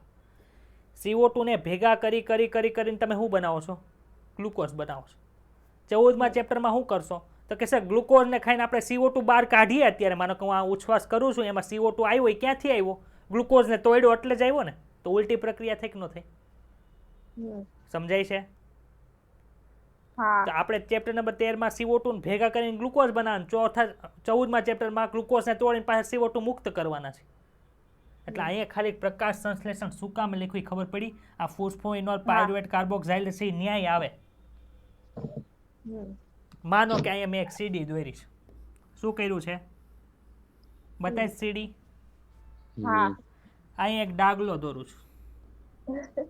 બતાણો કે ન બતાણો? હા એને શું કરવાનું છે? અહીંયા ઉપર ચડવાનું છે ને પાછું નીચે ઉતરવાનું છે. તો જે દાદરાનો ઉપયોગ કરીને ઉપર ચડશે એ જ દાદરાનો ઉપયોગ કરીને નીચે આવશે કે નહીં આવે? તો કે સર હા આવે ને. એવી રીતે જે મધ્યસ્થી સંયોજનો બનીને ગ્લુકોઝ બન્યું હોય એ ગ્લુકોઝને તોડો તો એ જ મધ્યસ્થી સંયોજનો બનીને પછી CO2 બને કે ન બને? સમજાય છે? તમારે PGA આવશે ચેપ્ટર નંબર 13 ની અંદર, ફોસ્ફોગ્લિસરિક એસિડ. એની પાછો ક્યાં આવશે? 14મા ચેપ્ટરની અંદર આવશે, જ્યારે ગ્લુકોઝને તોડશો ને ત્યારે. ખબર પડી? એટલે અહીંયા પ્રકાશ સંશ્લેષણ લખેલું છે. બીજું છે ઝિંક આયન. એ શું કરે છે? આલ્કોહોલ ડિહાઇડ્રોજનેઝને સક્રિય કરે છે. અને એમો એટલે શું થાય ભાઈ? મને નથી ખબર, તમને ખબર છે? હમણાં જ તમે કીધું તું મોલિબ્લેડમ શું કરે છે? તો કે સર નાઇટ્રોજન ચયાપચય દરમિયાન નાઇટ્રોજનેઝને સક્રિય કરે છે. નાઇટ્રોજનેઝ શું કરે ભાઈ? નાઇટ્રોજન સ્થાપનની અંદર અગત્યનો ઉત્સેચક છે. એની અંદર મોલિબ્લેડમની હાજરી હોય તો નાઇટ્રોજન સ્થાપન થાય, ન હોય તો ન થાય. શું તમે આ જૂથમાં કેટલાક અન્ય ખનિજ તત્વોના નામ ઉમેરી શકો છો? ઉમેરી શકો. તમારે છે ને 11, 12 સાયન્સ 2 ની બધી વસ્તુ પૂરી થાય ને ત્યારે વાંચવાનું. અમુક જગ્યાએ છે ને અમુક આયનો આપેલા હશે. ચેપ્ટર નંબર 9 ની અંદર જે ભણ્યા ને આયનો, ઉત્સેચકોની હાજરી આની હોય તો આ થાય, આ આયનો હોય તો આ હાજરી પડે. આયનો કેમ આવ્યા તમને કહો તો આપણે 3 વસ્તુ જોઈ હતી, ખબર છે? ઉત્સેચકમાં જે પ્રોટીનનો ભાગ હોય એને એપોએન્ઝાઇમ કહેતા હતા, ને બીજો ભાગ હતા એને શું કહેતા હતા? સહકારકોને કોફેક્ટર કીધું હતું.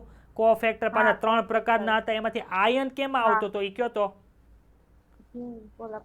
પ્રોસ્થેટિક જૂથમાં ઝિંક આયન આવતું હતું. પ્રોસ્થેટિક જૂથની અંદર ઝિંક આયન આવતું, એટલે એની અંદર જે બધા આયનો હતા ને એ બધા અહીંયા આવે. સમજાય છે? એને સમજાતું? સમજાય. ચાલો, આ માટે તમારે કેટલાક જૈવ રાસાયણિક પરિપથોનો અભ્યાસ કરવો પડે, એ આવશ્યક છે. એને કંઈ કામ નથી. ચાલો, છેલ્લું છે કોણ છે? કોષની આશ્રુતિ ક્ષમતાને બદલે છે. કોષની આશ્રુતિ ક્ષમતા એટલે શું?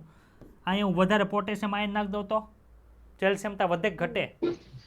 ઘટે. એટલે શું થાય? પાણી બહારથી આવે સ્પીડની અંદર, પછી કોષ ફૂલી જાય.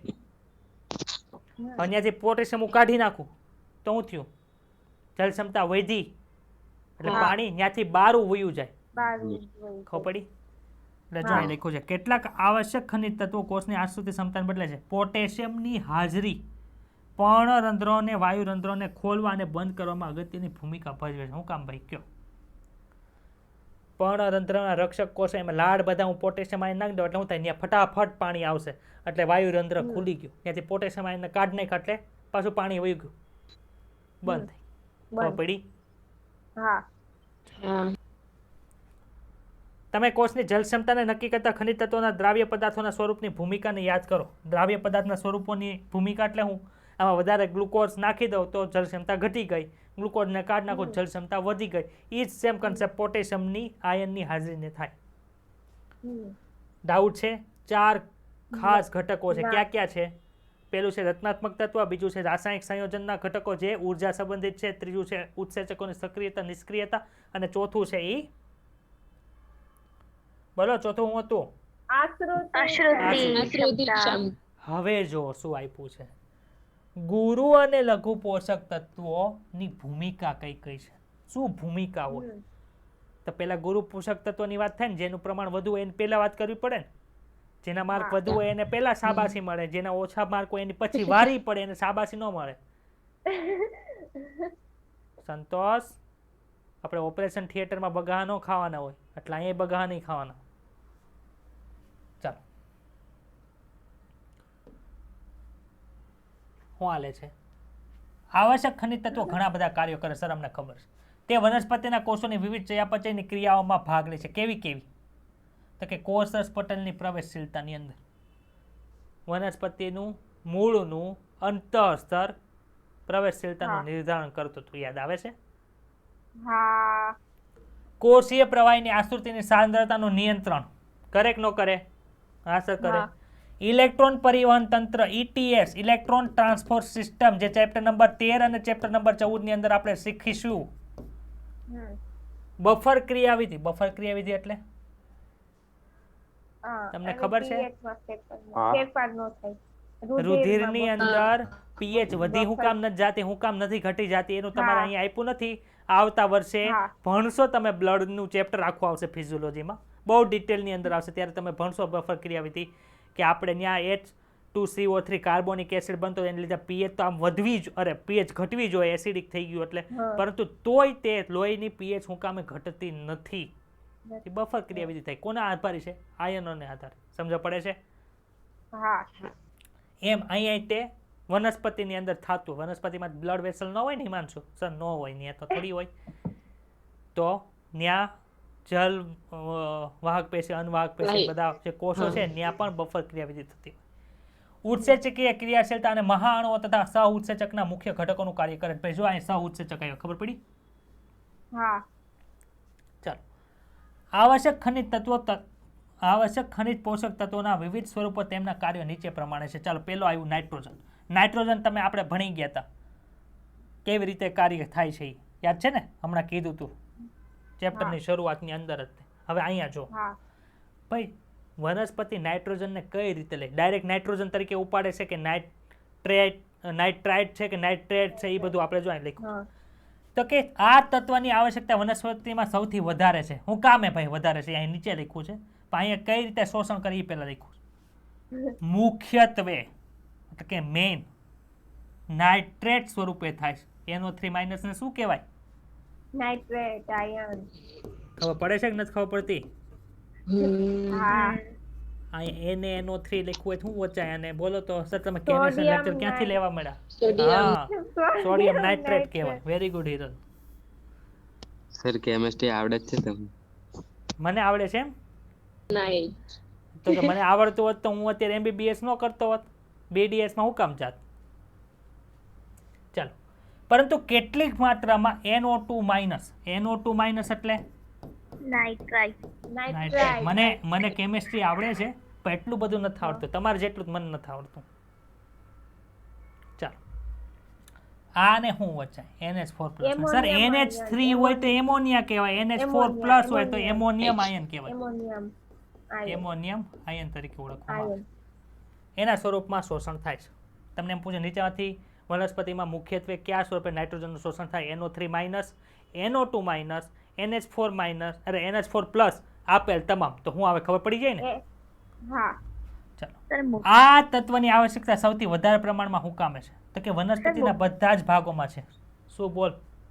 મુખ્યત્વે એટલે NO3- જ આવે ને? હા, જો ને, મુખ્યત્વે એટલે માઇનસ. એટલે સૌથી વધારે પ્રમાણમાં સૌથી વધારે 100 હોય ને તો એમાં સૌથી વધારે પ્રમાણ આનું હોય, બાકી ઓછું પ્રમાણ ઓલા 2 નું હોય. બધા જ ભાગોમાં શું કામ ભાઈ? નાઇટ્રોજન બધા ભાગોની અંદર શું કામ હોય સર? DNA ડીએનએ બધે છે, આરએનએ બધે હોય. હા અમુક જે છે હા. અમુક વનસ્પતિ હોય એમાં મુખ્યત્વે ડીએનએ જ હોય છે. તો એની અંદર નાઇટ્રોજન હોય એટલે બધા ભાગોની અંદર જોવા મળે. ખાસ કરીને વર્ધમાન પેશીઓની અંદર તેમજ ચયાપચયિક રીતે સક્રિય કોષો હોય એમાં સૌથી વધારે પ્રમાણની અંદર હોય.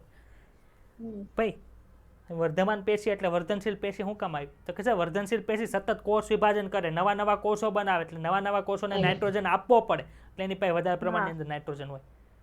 ચયાપચયની ક્રિયા એટલે કે બધી પ્રક્રિયાઓ થતી હોય, પ્રોટીનનું નિર્માણ થતું હોય, તો જેટલા પ્રોટીન નવા બનાવે એટલે એમિનો એસિડ વધુ જોવે. હવે બધા એમિનો એસિડને આપણને ખબર છે NH3+ હોય, તો ત્યાં બધે પણ એ જરૂર પડે. સમજાણું? હા નાઇટ્રોજન એ પ્રોટીનની અંદર હોય, ન્યુક્લિક એસિડ એટલે કે ડીએનએ અને આરએનએ ની અંદર હોય, વિટામિનની અંદર પણ જોવા મળે, અને અંતઃસ્ત્રાવોની અંદર પણ મુખ્ય બંધારણ ઘટક હોય. અંતઃસ્ત્રાવ તરીકે પણ કોણ હોય છે? પ્રોટીન હોય. ક્લિયર કે ડાઉન છે? હા હા હા ઠંડી લાગવા મળી, એસી થી મૂકન નાખ્યું. ચાલો ભાઈ, ફોસ્ફરસ શું કરે ભાઈ? કયા સ્વરૂપે શોષણ પામે સર? H2PO4 -1 HPO4 -2 ના સ્વરૂપે થાય, એટલે કે એને અલગ અલગ ફોસ્ફેટ આયનો કહેવાય. હાઇડ્રોજન અહીંથી એક ઉડાડી દીધો એટલે ઉપર કેવો વીજભાર આવી ગયો? -2 આવી ગયો. ખબર પડી? હા ચાલો, આના સ્વરૂપે જમીનમાંથી શોષાય છે. ફોસ્ફરસ ક્યાં હોય સર? ફોસ્ફરસ પટલમાં હા હોય ને, ફોસ્ફોલિપિડ. હા પછી કેટલાક પ્રોટીનની અંદર હોય, બધા જ ન્યુક્લિક એસિડની અંદર હોય. ન્યુક્લિક એસિડની અંદર ન્યુક્લિયોટાઇડ હોય, એનો બંધારણીય ઘટક છે. ખબર પડી? અને ફોસ્ફોરાયલેશનની પ્રોસેસની અંદર જોઈએ ભાઈ, ફોસ્ફોરાયલેશન પ્રોસેસ ક્યાં આવશે? તો કે સર ફોસ્ફોરાયલેશનની પ્રોસેસ છે એ ચેપ્ટર નંબર 14 ની અંદર આપણે ભણશું. 1,3-બાયફોસ્ફો ગ્લિસરિક એસિડ આવે, આવું ભણ્યા હતા તમે? હા સર એ બધા ચેપ્ટર કેટલા અઘરા છે યાર? કાંઈ અઘરા નથી, આપણે ભણીશું એટલે હાવ હેલા થઈ જશે. કાંઈ અઘરા નથી. હવે મેં ચેપ્ટર ભણાવ્યા એ અઘરા લાગ્યા તમને એકી? ના ઈ તો નો લાગ્યા. હા તો ઈ નહીં લાગે. કેટલું ઈઝી થઈ ગયું સર. કૂતરો બોલે તમને કૂતરો બતાય, એમ આંખ બોલે તો હવે આંખની અંદર હું હોય નથી બતાતું? બતાય છે ને? તો પછી ભણશો એટલે આવડી જશે. ભણવા હાટું તો આવ્યા છે. ચાલો, પોટેશિયમ. પોટેશિયમ કયા સ્વરૂપે હોય છે? પોટેશિયમની ભાઈ સંયોજકતા એક જ છે, એટલે K+ સ્વરૂપે શોષણ થાય. એટલે કે પહેલી લાઈન યાદ રાખવાની જરૂર છે નહીં. તેની જરૂરિયાત ક્યાં ક્યાં હોય? તો કે સર વર્ધમાન પેશીઓની અંદર જરૂરિયાત છે. પછી કલિકાઓ. કલિકાઓ એટલે કોને ખબર? કલિકા કોને કહેવાય? કલિકા પર્ણમાં આવે, કક્ષ કલિકા, અગ્ર કલિકા હોય, અગ્રકલિકા, પુષ્પની કલિકાઓ હોય. એટલે કે મુખ્યત્વે જ્યાં કોષ વિભાજન થતું હોય ઈ થયું ને. વર્ધમાન પેશી કલિકાઓ બે એક નો થયું. વર્ધમાન પેશી જ્યાં જઈને અટકી જાય એને કલિકા કહેતા હતા, યાદ છે? પર્ણો. મૂલાગ્ર. મૂલાગ્રમાં શું થાય? વર્ધમાન પેશી હોય. કાંઈ યાદ નથી રાખવાનું. વર્ધમાન પેશી પર્ણો યાદ રાખો એટલે કલિકા મૂલાગ્ર યાદ રહી જાય. ત્યાં વધુ પ્રમાણમાં અંદર હોય. પોટેશિયમ જે છે ઈ કોષોની અંદર ધન આયન ઋણાયન સંતુલન કે આયનીય સંતુલનને જાણવામાં મદદરૂપ થાય છે. તો આયનીય સંતુલન કરવું હોય, કારણ આયનીય સંતુલન શબ્દ મેં વાપર્યો તો કોને ખબર છે? કોણ સાંભળતું હતું ધ્યાનથી આયનીય સંતુલનને? હા ઓમાં ચેતામાં હતું. પોટેશિયમ બહાર આવી ગયો અને સોડિયમ અંદર વહી ગયો, અંદર છે એ ઋણ હતું, બહાર ધન થઈ ગયું હતું. એટલે કે વીજભારની દ્રષ્ટિએ તટસ્થ થઈ ગયું હતું, પરંતુ આયનીય રીતે તટસ્થ નહોતું થયું. ત્યાં પોટેશિયમ આવ્યું હતું આયનીય સંતુલનમાં. હા સર, હતું ને? ખબર પડી? તે પ્રોટીન સંશ્લેષણ, વાયુતંત્ર ખોલવા બંધ કરવાની જે ક્રિયા છે એ, અને ઉત્સેચકની સક્રિયતામાં અને કોષોની આસુનતામાં મદદરૂપ થાય છે. આમાં કોઈને કઈ ડાઉટ હોય તો બોલી શકો છો. ચાલો, કેટલા ભાઈ તત્વ આપણે જોવો તો? 3. એમાં જો નાઇટ્રોજન ને ફોસ્ફરસ આપણને હાવ ખબર છે, એ કાંઈ યાદ રાખવાની જરૂર નથી. ખાલી યાદ શું રાખવાનું સર? નાઇટ્રેટ સ્વરૂપે શોષણ પામી. બીજું કાંઈ યાદ રાખવા જેવું છે? ફોસ્ફરસમાં એ જ ખાલી જોવાનું છે કે ખાલી ફોસ્ફેટ આયનનો સ્વરૂપ, એકમાં -1 સંયોજકતા છે, એકમાં -2 છે. કશું જ નથી બીજું. ખાસ યાદ કેમાં રાખવાનું છે સર? પોટેશિયમની અંદર છે. ભાઈ પોટેશિયમમાં આસુનતા ખબર છે અમને. પછી બીજું કયું હતું તો કે સર ઉત્સેચકની આપણે આસુનતાની જાળવણીને હતું અને ધન આયન ઋણ આયન સંતુલનની અંદર હતું. એટલે કે આયનીય સંતુલન. 2 સંતુલન ખબર પડ્યા? હા સર ખબર પડી. ત્રીજું હું યાદ રાખવાનું, જ્યાં કોષ વિભાજન થાય ત્યાં હોય. કોષ વિભાજન ક્યાં ક્યાં થતું તો સર વર્ધમાન પેશીમાં કઈ કઈ જગ્યાએ હોય? અગ્રકલિકા, કક્ષકલિકા અને મૂળમાં, મૂલાગ્રમાં. ને હજી એક એડિશન કરી દો કે પર્ણની અંદર હોય. ખબર પડે છે? કેમ કે પર્ણને વિસ્તરણ પામવાનું હોય, પર્ણ નાનું હોય તે નાનું નાનું ન રહે, એનો પર્ણ ફલક વધારે. સમજાય છે? હા હા તો આમાં શું યાદ રાખવાનું રહ્યું કયો? કાંઈ નહીં. પ્રોટીન સંશ્લેષણ યાદ રાખવું. સમજાણું? હા હા ને ઉત્સેચકની સક્રિયતા યાદ રાખવી. ચલો આગળ વધીએ. હા ચાલો સર આગળ વધો. કયું તત્વ આવ્યું? કેલ્શિયમ. કેલ્શિયમ કેમાં આવે ભાઈ? કયો તો. ગુરુ પોષક તત્વમાં, લઘુ પોષક તત્વમાં? ગુરુ પોષક તત્વમાં. ગુરુ પોષક તત્વની અંદર આવે. હવે મારે છે ને આવા સ્ટુડન્ટમાંથી એમાં વિભાગ પાડી દેવા છે. વધારે માર્ક લાવતા વિદ્યાર્થીઓ અને ઓછા માર્ક લાવતા વિદ્યાર્થીઓ, એટલે જે ટેસ્ટમાં ન આવે એને તો 0 માર્ક વાળા વિદ્યાર્થીઓમાં વર્ગીકરણ કરવું પડશે. તો આ વખતે સારું છે, બધાએ ટેસ્ટ આપી હતી, હું ખુશ છું. એટલે સારું છે, નકર વારો પાડી દે આવતી વાલી મિટિંગમાં. ચાલો થોડીક ડૉક્ટરની જેવી ડિસિપ્લિન આવી છે, એટલે સારું છે. બનવાનું છે ને ડૉક્ટર કે રખડી ખાવાનું છે? પૈસા બોલો. નારે ના. ભણવાનું છે ને. હા, હાલતું ફાલતું ડૉક્ટર કે સારો ડૉક્ટર? સારું સારું. હા સારું સારું. બધા કે સારું ડૉક્ટર બનવું, પણ અમુક જ બને ને. શું કામે કે તો બધા હિમાલયના નીચે ઊભા હોય ને તો એ બધાને શિખર તો બતાય કે હિમાલયનું શિખર ન્યા છે. બતાય કે ન બતાય બધાને? બધાય કે મારે ચડવું છે ચડવું છે ચડવું છે. કેટલા ચડી શકે કયો તો? અડધા પવન આવે તો ઉડી જાય, બરફની અંદર ગળી જાય, સાવધાની ન રાખે તો વયા જાય ને હેઠા પડી જાય. તેમ તમે અત્યારે સાવધાની ન રાખે, મારે ટીવી જોવું છે, સ્ટાર પ્લસમાં સિરિયલ આવી એ જોવાની છે, કલર્સ ઉપર આવી સિરિયલ જોવાની, CID જોવાનું છે, ઘણી બધી વસ્તુ જોવાની છે, તે ન ચડે MBBS નું શિખર. મારા ઘણા ફ્રેન્ડ એટલે કે જે સ્ટુડન્ટો હોય 8 લાખ ભરીને MBBSમાં ગયા છે. એટલે કે 4 લાખ રૂપિયા 3 દિવસની અંદર અરેન્જમેન્ટ કર્યા, અને જે 4 લાખ રૂપિયા હોય એ HDFC બેંકની શાખામાં ઉપર જઈ અને એડમિશન કન્ફર્મ કરે. બોલો કરવું છે એવું કે ખાલી વર્ષની 25,000 ફી દઈ અને રેપ્યુટેડ કોલેજની અંદર ભણવું છે? જો ન્યા તમે વયા ગયા ને તો તમે તમારે ને તમારી જાતને શાબાશી આપશો કે સારું થયું તું ભણ્યો એને લીધે હું અહીંયા પહોંચ્યો. તમે કહો ગધેડા જેવો ભણ્યો જ નહીં એટલે મારે એટલા મારા પપ્પાના પૈસા બગાડવા પડ્યા. ખબર પડે છે કે નથી ખબર પડતી? તમે જ છો. તમે તમારો નાનપણનો ફોટો જોઈને ઘણાને શરમ આવતી હશે. હું હાવ આવો દેખાતો હતો, અથવા તો હું હાવ આવી દેખાતી હતી. પણ પછી 1 વર્ષ પછી તમને તમારું જોઈને કાં તો ખુશ થાઓ કાં તો શરમ અનુભવશો. શું કામે? અત્યારે જે કરશો એને લીધે તમે કાં તો MBBSમાં વયા ગયા છો, અથવા કાં તો BDSમાં ગયા છો, કાં તો આપણે આયુર્વેદિક હોમિયોપેથીમાં ગયા છો, અથવા તો 174 માર્ક, 175 માર્ક, 100-200 માર્ક લઈને હેઠા પડ્યા હશો. તમે શરમ આવશે. તમે તો એ જ છો ને. હું જ્યારે નીટ આપતો ને ત્યારે એક દિવસ પણ સપનું આવ્યું. સાચી હકીકત કહું છું કે નીટનું પેપર આજે છે અને મેં કંઈ વાંચ્યું નથી, એટલે એટલું બધું મને આમ પરસેવો છૂટું કે હવે શું થાય. પેપર લખવા ગયો અને પછી મને એમ થયું કે હવે મારું MBBSનું સપનું તૂટી ગયું. સવાર જાગ્યો ને ત્યારે ખબર પડી આ તો હાવ સપનું હતું. હા સર હું સરખી મહેનત કરીશ, પણ આ સપનું છે ને ઘણાને હકીકતમાં પરિણમે છે કે નીટની પરીક્ષા હોય ને તોય કોર્સ પૂરો થતો નથી, અને પછી બધા મંજીરા વગાડે. થાય છે આવું કે નથી થતું? કે આ નીટની એક્ઝામ આવી ગઈ, ઓહો એટલું વાંચવાનું બાકી છે. 2021ની 13 સપ્ટેમ્બરે સવારે આવું હશે, એટલે 12 સપ્ટેમ્બરે સોરી. ફિઝિક્સ તો આખું કરવાનું બાકી હતું. હવે શું થાય? શું આવડશે? થતું હતું ને. એમાંય પાછા 1:30 વાગે બેહાડી દીધા હોય, મારી જેવા 12 વાગ્યાના ત્યાં જઈને બેઠા હોય ને 1.5 કલાક એસીની હવા ખાય, આમાં પંખાની હવા ખાય, જેને જે સેન્ટરની અંદર આવ્યું એ.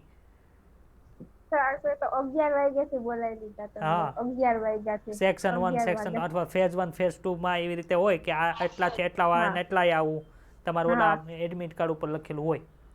ત્યાં જઈને કરવું હું થાય પેપર કઈ આપણી પાસે તો હોય નહીં, ટાઈમ પાસ કરવો કેમ? અમુક કોઈ હુઈ જાય, હુઈને જાગે તો કઈ આવડે નહીં. સર એમાં પેપરમાં એવું કેમ કે સર વોચ મતલબ આપણે જે બેંક સામે બેઠા હોય ને તો વોચ છે ને આપણી પાછળ લગાડેલી હોય તો આપણે ટાઈમ તો હોય તો પાછળ ફરી ફરીને જોવો પડે. ઈ સ્કૂલ છે, ઈ સ્કૂલ વાળા ડોબા જેવા હોય. બધાને તેવું ન હોય, બધાને એવું ન હોય. મેં જ્યાં નીટ આપી ત્યાં તો સામે જ હતી ઘડિયાળ, એટલે ઈ સ્કૂલ ડોબા વાળા. રાજકોટની મોદી સ્કૂલ છે ને એમાં ઓલી CBSE ની વોચ પાછળ હતી. મને તેમ લાગ્યું કે નીટ નો રૂલ હશે કે વોચ પાછળ રાખવાની. સમજાણું? એટલે આપણે MBBS માં જ બધાને મોકલવા છે. હા ઘણા વિદ્યાર્થી લાગે છે ભૈયા જ જવાના છે, શ્યોર છે, કેમ કે એ એક્ઝામ આપે છે એના માર્ક ઉપરથી મને એવું લાગે છે. પણ જે એક્ઝામ જ ન આપે એ મને કેમ ખબર પડે કે આને આવડતું કે નથી આવડતું? એક્ઝામ તો બહુ ઇમ્પોર્ટન્ટ છે. ચાલો ભાઈ, કેલ્શિયમની વારી આવી. કેલ્શિયમ શું કરે તો કે સર કેલ્શિયમ આયનનું શોષણ છે કેલ્શિયમ 2+ ના સ્વરૂપે થાય છે. સર તમે સામે જોઈને કેમ વાંચો? તમને બતાતું કેમ છે? મને મોઢે છે એટલે. ચાલો, કેલ્શિયમ આયન છે કેલ્શિયમ 2+ ના સ્વરૂપે જમીનમાંથી શોષણ થાય. આને કઈ શોષણ છે એ કઈ રીતે યાદ રાખવાની જરૂર નથી કે કેલ્શિયમની સંયોજકતા 2 હોય, 2 ઇલેક્ટ્રોન ઉડી ગયા હોય, એ સ્વરૂપે શોષણ પામે છે. કેલ્શિયમ છે એ વર્ધનશીલ પેશીઓ અને વિભેદન પામતી પેશીઓ માટે જરૂરી હોય. શું કામ ભાઈ જરૂરી હોય કયો તો કે સર આપણે કાલે જ કીધું હતું, આ વનસ્પતિનું પ્રકાંડ છે ને અહીંયા પર્ણ ચોટેલું છે. કોના દ્વારા ચોટેલું હતું સર? Calcium pectate.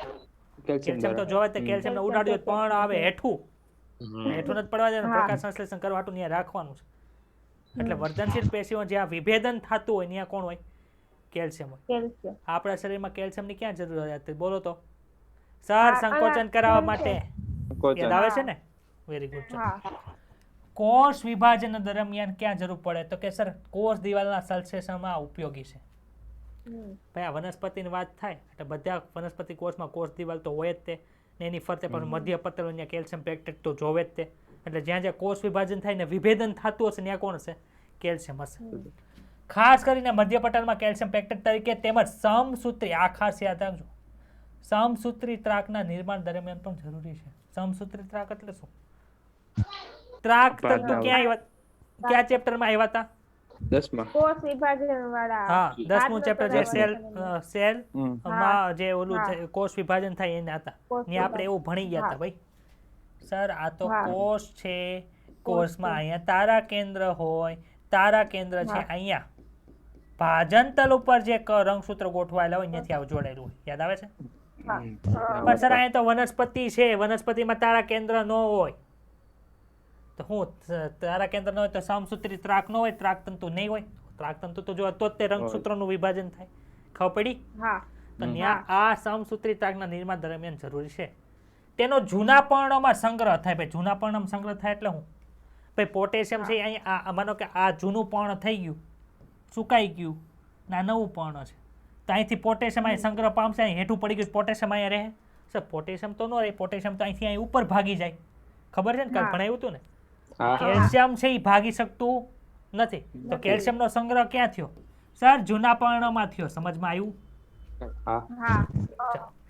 તે કોષરસ પટલની સામાન્ય ક્રિયાઓ સાથે પણ સંકળાયેલું છે. ઉત્સેચકોને સક્રિય કરે બધાને કેટલાક છે અને ચયાપચયના ક્રિયાના નિયમનમાં ભાગ ભજવે છે. એટલે આ બે એકબીજાને રિલેટેડ છે. જે ઉત્સેચકો છે એ જેની અંદર કેલ્શિયમની જરૂર હશે ત્યાં કેલ્શિયમ હશે તો એ ચયાપચયની ક્રિયા પૂર્ણ થાય, નહીં હોય તો એ પ્રક્રિયા આગળ વધશે નહીં. એટલે કે ચયાપચયના નિયમનમાં ભાગ લે. ક્લિયર? સર આમાં કેલ્શિયમ પેક્ટેટ અમને ખબર છે, કોષ વિભાજન દરમિયાન જરૂર પડે એ અમને ખબર છે, એ યાદ રાખવાની જરૂર નથી. યાદ રહી જાય ને? ખબર જ છે. વધારે શું યાદ રાખવાનું કે સમસૂત્રી ત્રાકના નિર્માણ દરમિયાન જૂના પર્ણમાં સંગ્રહ થઈ સમજી લીધું છે. 10 વાર સમજી લેજો. હવે ખબર પડી ગઈ ને? કૂતરો નાના હતા ત્યારે ખબર નહોતી કે કૂતરો આવો હોય, તો ધીમે ધીમે 3 વર્ષના થયા, 4 વર્ષના થયા ત્યારે ખબર પડી કે આને કૂતરો કહેવાય. તો કૂતરાને 4 વર્ષ થયા હતા યાદ રાખતા, જ્યારે નાના હતા ને ત્યારે. હવે તો સમજણા થઈ ગયા ને, સમજણ શક્તિ તો આવી છે ને કે હજી નાના છોકરા જેવા છો. સર સમજણ શક્તિ આવી ગઈ છે એટલે હવે તો યાદ રહી જાય કે અહીંયા પોટેશિયમનો સંગ્રહ ન થાય એ ઉપર જાય, કેલ્શિયમ આયન એટલે જૂના પણ અંદર સંગ્રહ થાય. સમજાઈ જાય કે ડાઉટ છે તો બોલો.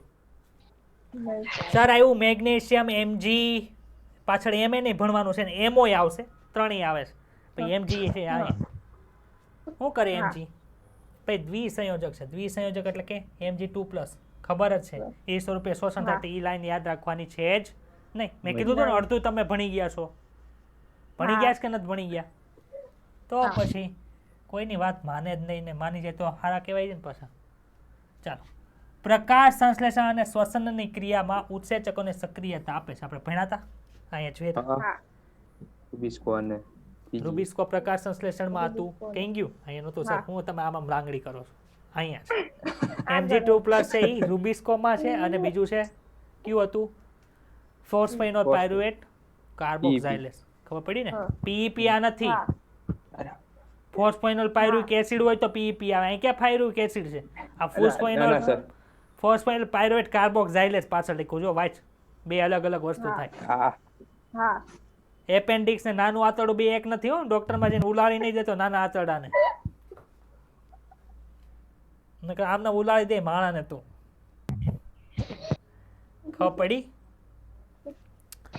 ચલો ભાઈ, કેટલા વાગ્યા? 5:30 થવા આવ્યા. જલ્દી જલ્દી ચાલો. DNA અને RNA સંશ્લેષણમાં પણ ભાગ લે છે મેગ્નેશિયમ. એ ખાસ યાદ રાખજો, અંડરલાઈન કરજો. DNA અને RNA સંશ્લેષણની અંદર આવે છે કેમ કે આ વસ્તુ છે ને આપણને એક્સપેક્ટેડ ન હોય. સર એમાં Mg ક્યાં? તો ક્લોરોફિલની અંદર હોય તો અમને ખબર હતી, પરંતુ DNA RNA સંશ્લેષણની અંદર મેગ્નેશિયમ આવે છે. ખાસ યાદ રાખવું. પેનલ એમ આમ કરે યાદ નહીં રહે અને 10 વાર વાંચવું પડશે ને 10 વાર લખવું પડશે ત્યારે યાદ રહેશે. હાલો આગળ. મેગ્નેશિયમ ક્લોરોફિલની વલય રચનાનો બંધારણીય ઘટક છે, એટલે કે મુખ્ય ઘટક છે જે વચ્ચે આવેલો છે. સમજાણું? કીધું તું. અને રિબોઝોમના બંધારણને જાળવી રાખવામાં પણ મદદરૂપ થાય છે. Most IMP line. રિબોઝોમના બંધારણને જાળવી રાખવામાં મદદરૂપ થાય. રિબોઝોમ એનું બનેલું હોય સર? રિબોન્યુક્લિક એસિડ બનેલું હોય. હા, ન્યુક્લિક એસિડ એટલે RNA હોય ને, એમાં rRNA, રિબોઝોમલ RNA. એ પ્રોટીન સાથે સંકળાઈને અલગ અલગ ઘટકો બનાવે. જેમ 30S, આપણે ક્યાં 30S હતું, 60S હતું, 80S. હા, એ કેવી રીતે થાય હું કાપી કૂપીને બતાવીશ ચેપ્ટર નંબર 6 માં. 12મા ધોરણના 6થા ચેપ્ટરમાં આપણે રિબોઝોમને કટ કરશું. બરોબર? અત્યારે યાદ રાખો કે રિબોઝોમના બંધારણીય ઘટક તરીકે મેંગેનીઝ આવેલું હોય છે. વિધાન સાચું ખોટું? ખોટું. Very good. ખોટું છે. મેંગેનીઝ છે. મેંગેનીઝ નો આવે, મેગ્નેશિયમ આવે. સરસ. ચાલો હવે આવ્યા સલ્ફર. ભાઈ સર સલ્ફર તમને ખબર છે સલ્ફેટ સ્વરૂપે હોય. CaSO4 ને શું કહેવાય? કેલ્શિયમ સલ્ફેટ કહેવાય. યાદ છે ને? સલ્ફર. સલ્ફર ક્યાં જોવા મળે? આ સિસ્ટીનમાં જોવા મળે અને મિથિયોનિનમાં જોવા મળે. ભાઈ સિસ્ટીન ને મિથિયોનિન છે શું? ટેક્સ્ટ બુકમાં નહીં જોતા, મારી સામું જોઈને બોલજો. હા, મિથિયોનિન તો આપણને ખબર હતી એમિનો એસિડ કે, તો આ એમિનો એસિડ છે ખબર હોવી જોઈએ. લીટોડા થઈ ગયા પૂછવાની બદલે. ચાલો, ક્યાં ક્યાં જોવા મળે? સિસ્ટીન એમિનો એસિડ છે, મિથિયોનિન એમિનો એસિડ છે. મિથિયોનિન ખબર છે ને શું છે? 12મું ભણ્યા હોય ખબર હશે મિથિયોનિન, નકર 12મા ધોરણના 6થા ચેપ્ટરમાં ભણાવીશ. ઈ એમિનો એસિડમાં મળી આવે છે. કેટલાક સહ ઉત્સેચકો તેમજ વિટામિન. વિટામિન ક્યાં ક્યાં છે? જો થાયમિન છે, બાયોટીન છે, કોએન્ઝાઇમ એ. કોએન્ઝાઇમ એ આપણે આવશે ક્યાં આવશે ભાઈ? તો કે સર પ્રકાશ સંશ્લેષણની અંદર આવશે કોએન્ઝાઇમ એ. ચાલો, સલ્ફરમાં કોઈ ડાઉટ? ફેરોડોક્સિન આવી ગયું. ફેરોડોક્સિન આવતા ચેપ્ટરમાં ETS માં આવશે. આ નામ છે ને યાદ રાખજો ને, કહો ફ્લેવિન ને બધું ભેગું થાય. ફ્લેવિન ક્યાં આવશે આગળ કેમ તમને, પણ અહીં યાદ રાખજો ફેરોડોક્સિન અહીં હતું. ફેરોડોક્સિન આ યાદ રાખજો. ટેવ પડાવે છે તમારે ડ્રગની. ડ્રગ યાદ કરવાને. ડ્રગ્સ એટલે ઓલી ઇન્જેક્શન લઈને બધા ડ્રગ્સ લેતા હોય એની વાત નથી કરતો. તમારે જે ઓલી દવા બનાવવાની હોય ને એને ડ્રગ કહેવાય.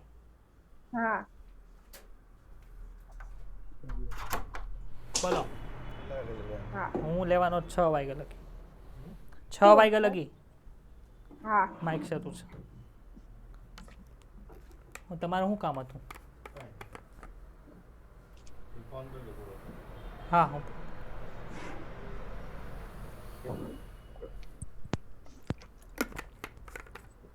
સર 2 દીથી કાંઈ નહોતું ભણ્યા. 2 દીનું હાટું વાળવું પડે ને,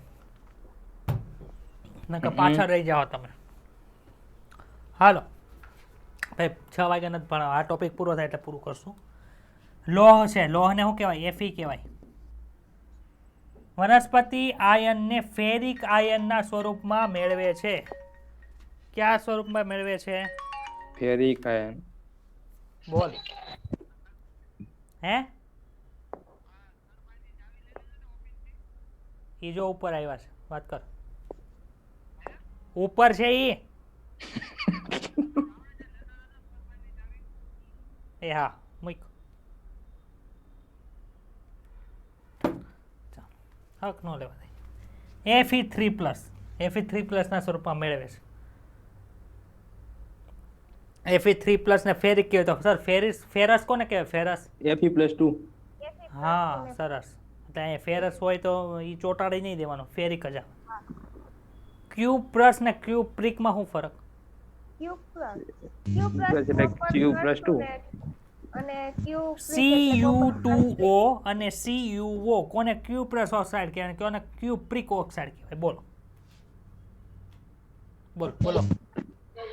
સર આ CuO હે ને એને હા. ક્યુપ્રિક કહેવાય હા અને ઉપરને ક્યુપસ કહેવાય. વેરી ગુડ, શાબાશ, વેરી ગુડ. આવે છે કેમિસ્ટ્રી.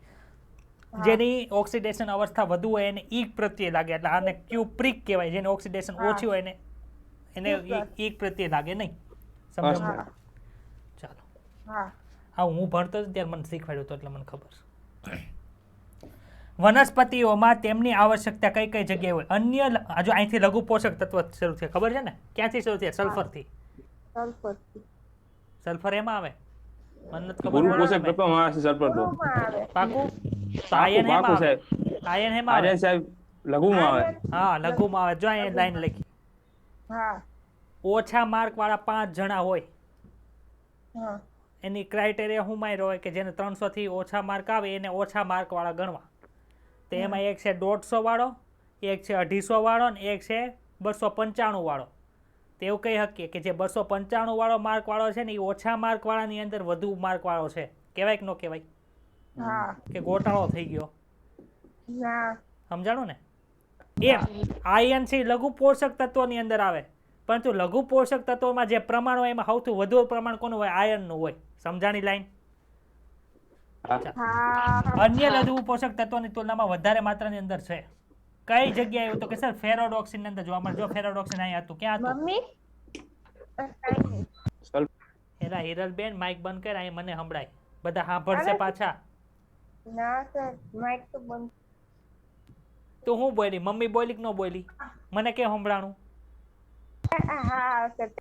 ચાલો. ફેરોડોક્સિન પહેલા ક્યાં આવ્યું હતું? સર અહીંયા આવ્યું હતું. એટલે યાદ રાખજો. ફેરોડોક્સિન ઉપર સલ્ફર હતું એટલે સલ્ફરની અંદર સલ્ફર છે ફેરોડોક્સિનમાં આવે. Fe છે એ પણ ફેરોડોક્સિનની અંદર આવશે. અને સાયટોક્રોમ જેવા ઇલેક્ટ્રોન ટ્રાન્સફર સિસ્ટમની અંદર સંકળાયેલ છે. મેં કીધું હતું કે નહોતું કીધું? ફેરોડોક્સિન ETS માં આવશે એમ. તો સાયટોક્રોમ એ કેમ આવ્યું? ETS ની અંદર આવ્યું. એટલે સાયટોક્રોમ ને FeC સાયટોક્રોમ ને ફેરોડોક્સિન બેયમાં આવે. જ્યારે ફેરોડોક્સિન ખાલી સલ્ફર છે એ ફેરોડોક્સિનની અંદર હોય, સાયટોક્રોમની અંદર હોતું નથી. સમજાણું હિમાંશુ? હા સર. ચાલો. એની સાથે જે સંકળાયેલા પ્રોટીનનો મુખ્ય ઘટક છે કોણ? Fe. ઇલેક્ટ્રોન પરિવહન દરમિયાન તેનું Fe2+ માંથી Fe3+ ના સ્વરૂપમાં પ્રતિવર્તી ઓક્સિડેશન થાય. આ ખબર છે ને? ઓક્સિડેશન અવસ્થા વધે તો એને ઓક્સિડેશન થયું એ કહેવાય. ઓક્સિડેશન અવસ્થા ઘટે તો રિડક્શન કહેવાય. તો અહીંયા હું લખું જો ETS નો અર્થ શું થાય? Electron transport system. એટલે ઇલેક્ટ્રોનને મારે એક જગ્યાએથી બીજી જગ્યાએ વહન કરવાના છે, તો ઇલેક્ટ્રોન આપવા વાળું કોઈક હોવું જોઈએ ને. સમજો Fe2+ માંથી Fe3+ થયું તો એક ઇલેક્ટ્રોન આવ્યો કે ન આવ્યો? એવા ઘણા બધા ઇલેક્ટ્રોન આવે કે ન આવે? ઓછો છે. શું ઓછો થયો? સમજાય છે કે ન સમજાતું પીનલ? સમજાય છે. નવા બેન બેઠા છે ને સમજાય છે? બેનનું નામ શું છે? મારે વાંચવું જોઈએ. શાલ્મી.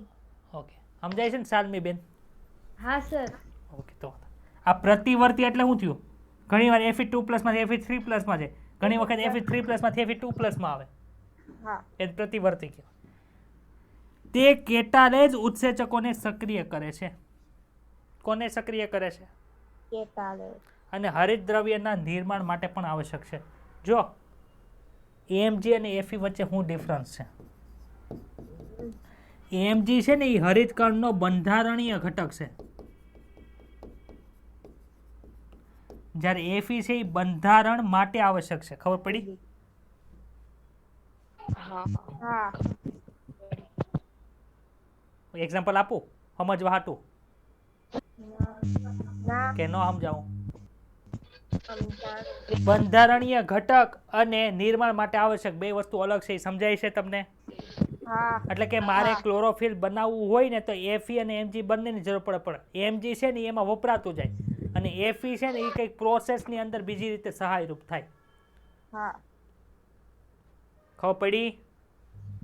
ચાલો આગળ. અહીંયા હરતી દ્રવ્ય લખ્યું એની જગ્યાએ હરિત દ્રવ્ય આવે, જેને ટેક્સ્ટ બુકની અંદર ભૂલ હોય જોજો. હરતી દ્રવ્ય એટલે કંઈ નવું નથી, હરિત દ્રવ્ય આવે નહીં. હા હાલો, મેંગેનીઝ બોરોન કેટલું છે? હા, એક પેજ. સરસ. મેંગેનીઝ, મેગેઝીન નહીં હો, મેંગેનીઝ. Mn2+ ખબર છે સર. પ્રકાશ સંશ્લેષણ, શ્વસન અને નાઇટ્રોજન ચયાપચય સાથે સંકળાયેલ અનેક ઉત્સેચકોને સક્રિય કરે છે.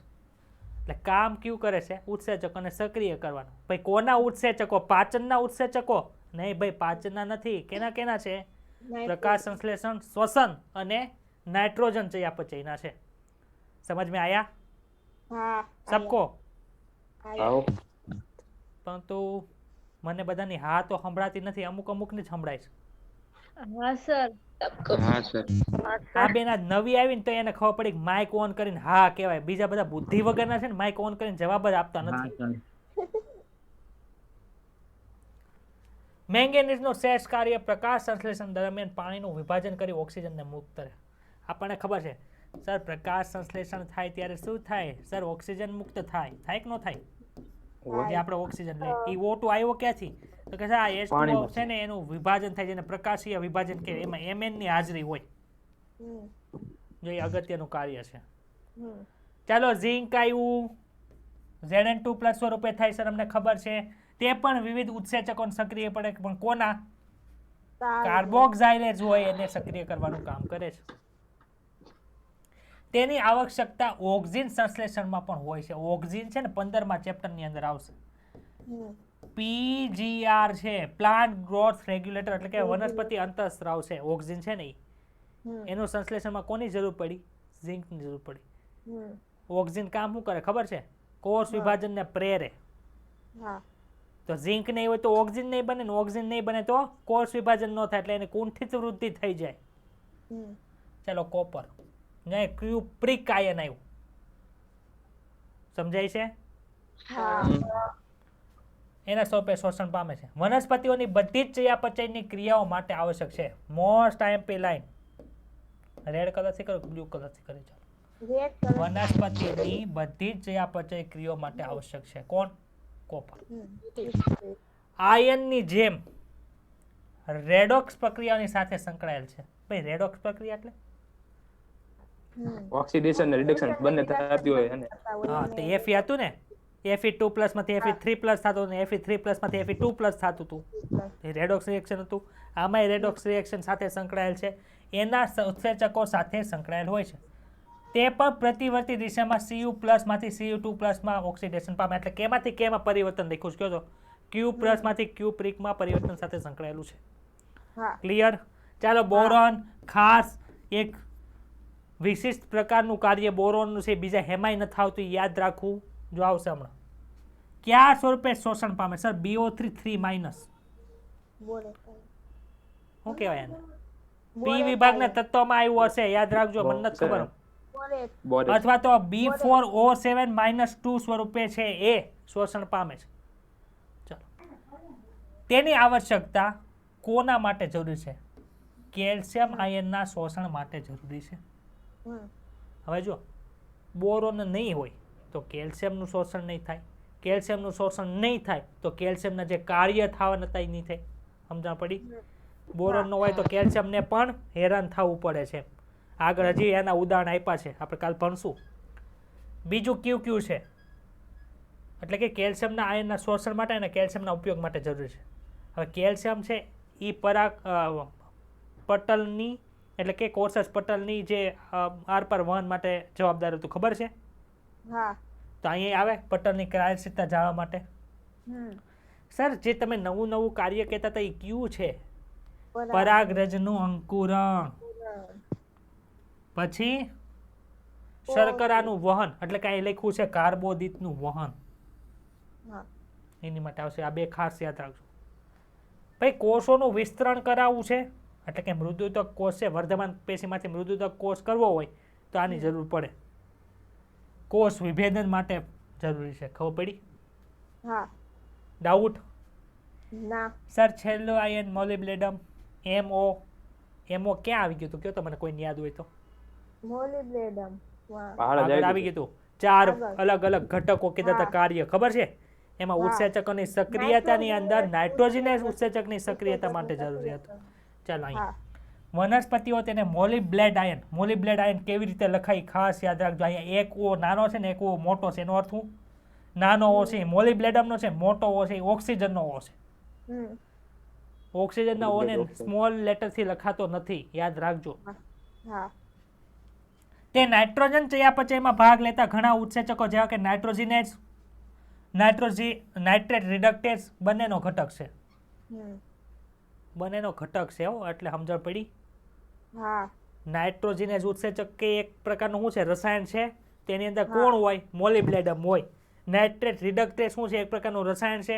તે બનાવવા માટે આપણે મોલિબ્લેડમ નાખવો પડે. ખબર પડી? ક્લોરીન, ભાઈ આ પાણીનો પ્રકાશીય વિઘટન કરવું હોય તો ક્લોરીનની જરૂર પડે કે ન પડે? બે આવ્યા જો અહીં લખ્યું. પ્રકાશ સંશ્લેષણમાં પાણીના વિભાજનની ક્રિયા માટે આવશ્યક છે જેથી ઓક્સિજન છે મુક્ત થાય છે. કયા સ્વરૂપે શોષણ પામે? અમને ખબર છે ક્લોરાઇડ આયન સ્વરૂપે થાય એટલે કે Cl- સ્વરૂપે શોષણ પામે.